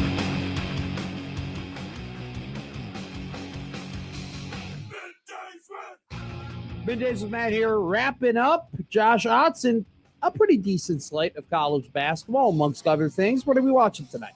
Well, we got a triple header on FS1 tonight. It starts at 6 o'clock when TCU travels to number 10, Texas Tech. Number 14, Kansas at Arizona State, 8 o'clock. And then number 9, Nebraska at UCLA.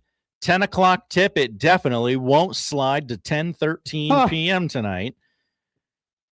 Or so we think. It definitely will. There's no doubt it will. Other networks with college basketball on tonight. Clemson at number 17, North Carolina, 6 o'clock on ESPN. And Dana Altman back in the Midwest, I guess, at number 11, Illinois, 8 o'clock on Peacock. NBA, big night in the association on NBC, 7 o'clock, tip-off between the Spurs and the Sixers. It is NBC throwback night. Bob Costas is going to be on the call. Doug Collins, Mike Fratello, Jim Gray, Hannah Storm, and PJ Carlesimo. Wow. Part of the night on NBC. And then 10 o'clock on Peacock, it is Suns Kings. NHL doubleheader on TNT. Panthers Devils at 6, followed by Lightning and Wild. We got a bunch of baseball on TV right now. The Toronto Blue Jays are killing the Canadians on MLB Network. Whoa, cannibalism. 7-0 Toronto in the middle of the 5th as these World Baseball Classic warm-ups are taking place today. At the top of the hour, Team USA takes on the San Francisco Giants. Paul Skeens on the bump. Ever heard of him? And the Detroit Tigers are taking on the Dominican squad at 5 o'clock on MLB Network. College baseball going on right now. The Omaha Mavericks are at Haymarket to take on the Huskers. Middle of the first, 2-0 Mavericks. Whoa! A 2-out, 2-run home run by the Mavericks in the top of the first. The Mavericks have won 6 of 11 in this series, by the way. And sneaky good choice for you on ESPN Plus tonight at 6 o'clock. Number 4, Mississippi State takes on number 10, Southern Miss. Thank you, Josh Otson. Some news here in the NFL, by the way. Trey Hendrickson not going to get tagged. by the Cincinnati Bengals. Tagless. He will be a free agent. Will have a very, very, very lucrative offer from some team in the NFL. Hendrickson had 17.5 sacks last season. Had 4 sacks last season. Prior to that, though, had 4 straight Pro Bowl appearances, and in 2023 and 2024 had a combined 35 sacks. We'll see what he will get in the free agency market, which opens just a little bit under a week from now. All right, folks, let's talk right now. I'm going to kill your bookmaker. I'm going to rip his throat out. I will blow this man out. I will step on his throat until the man chokes. Let me tell you how. Dog. Winners. Dog. Winners. Dog. Winners. Dog. Winners. Dog. Winners. I'm on a roll. Dude, you got to love dogs, right? All right, we're going to go to Norman, Oklahoma tonight, where the 20-9 Missouri Tigers take on the Oklahoma Sooners. Missouri 4th in the SEC. They've won their last 2 games against Tennessee and on the road against Mississippi State. 3 days rest heading into Norman, Oklahoma, who the Sooners are they're playing some of their better basketball after not winning a game for basically a month, a little bit under than that. They've won 4 of their last 6 games, including a win against Vanderbilt and Auburn. At the same time, though, I just think Missouri is too good of a basketball team to drop one against Porter Mosier. On top of that, too, I think that I don't know. I think the home court advantage, if you will, for Oklahoma may be getting a little bit overplayed here. So we're going to go with Missouri. They're plus 114 tonight to beat the Sooners on the money line. Felt like a really quick show today.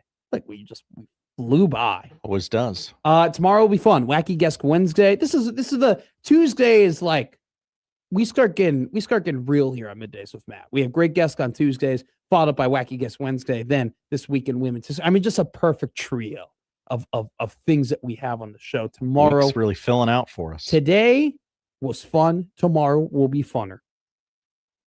Funner. On Sportsmanlike Conduct with the crossover coming up next.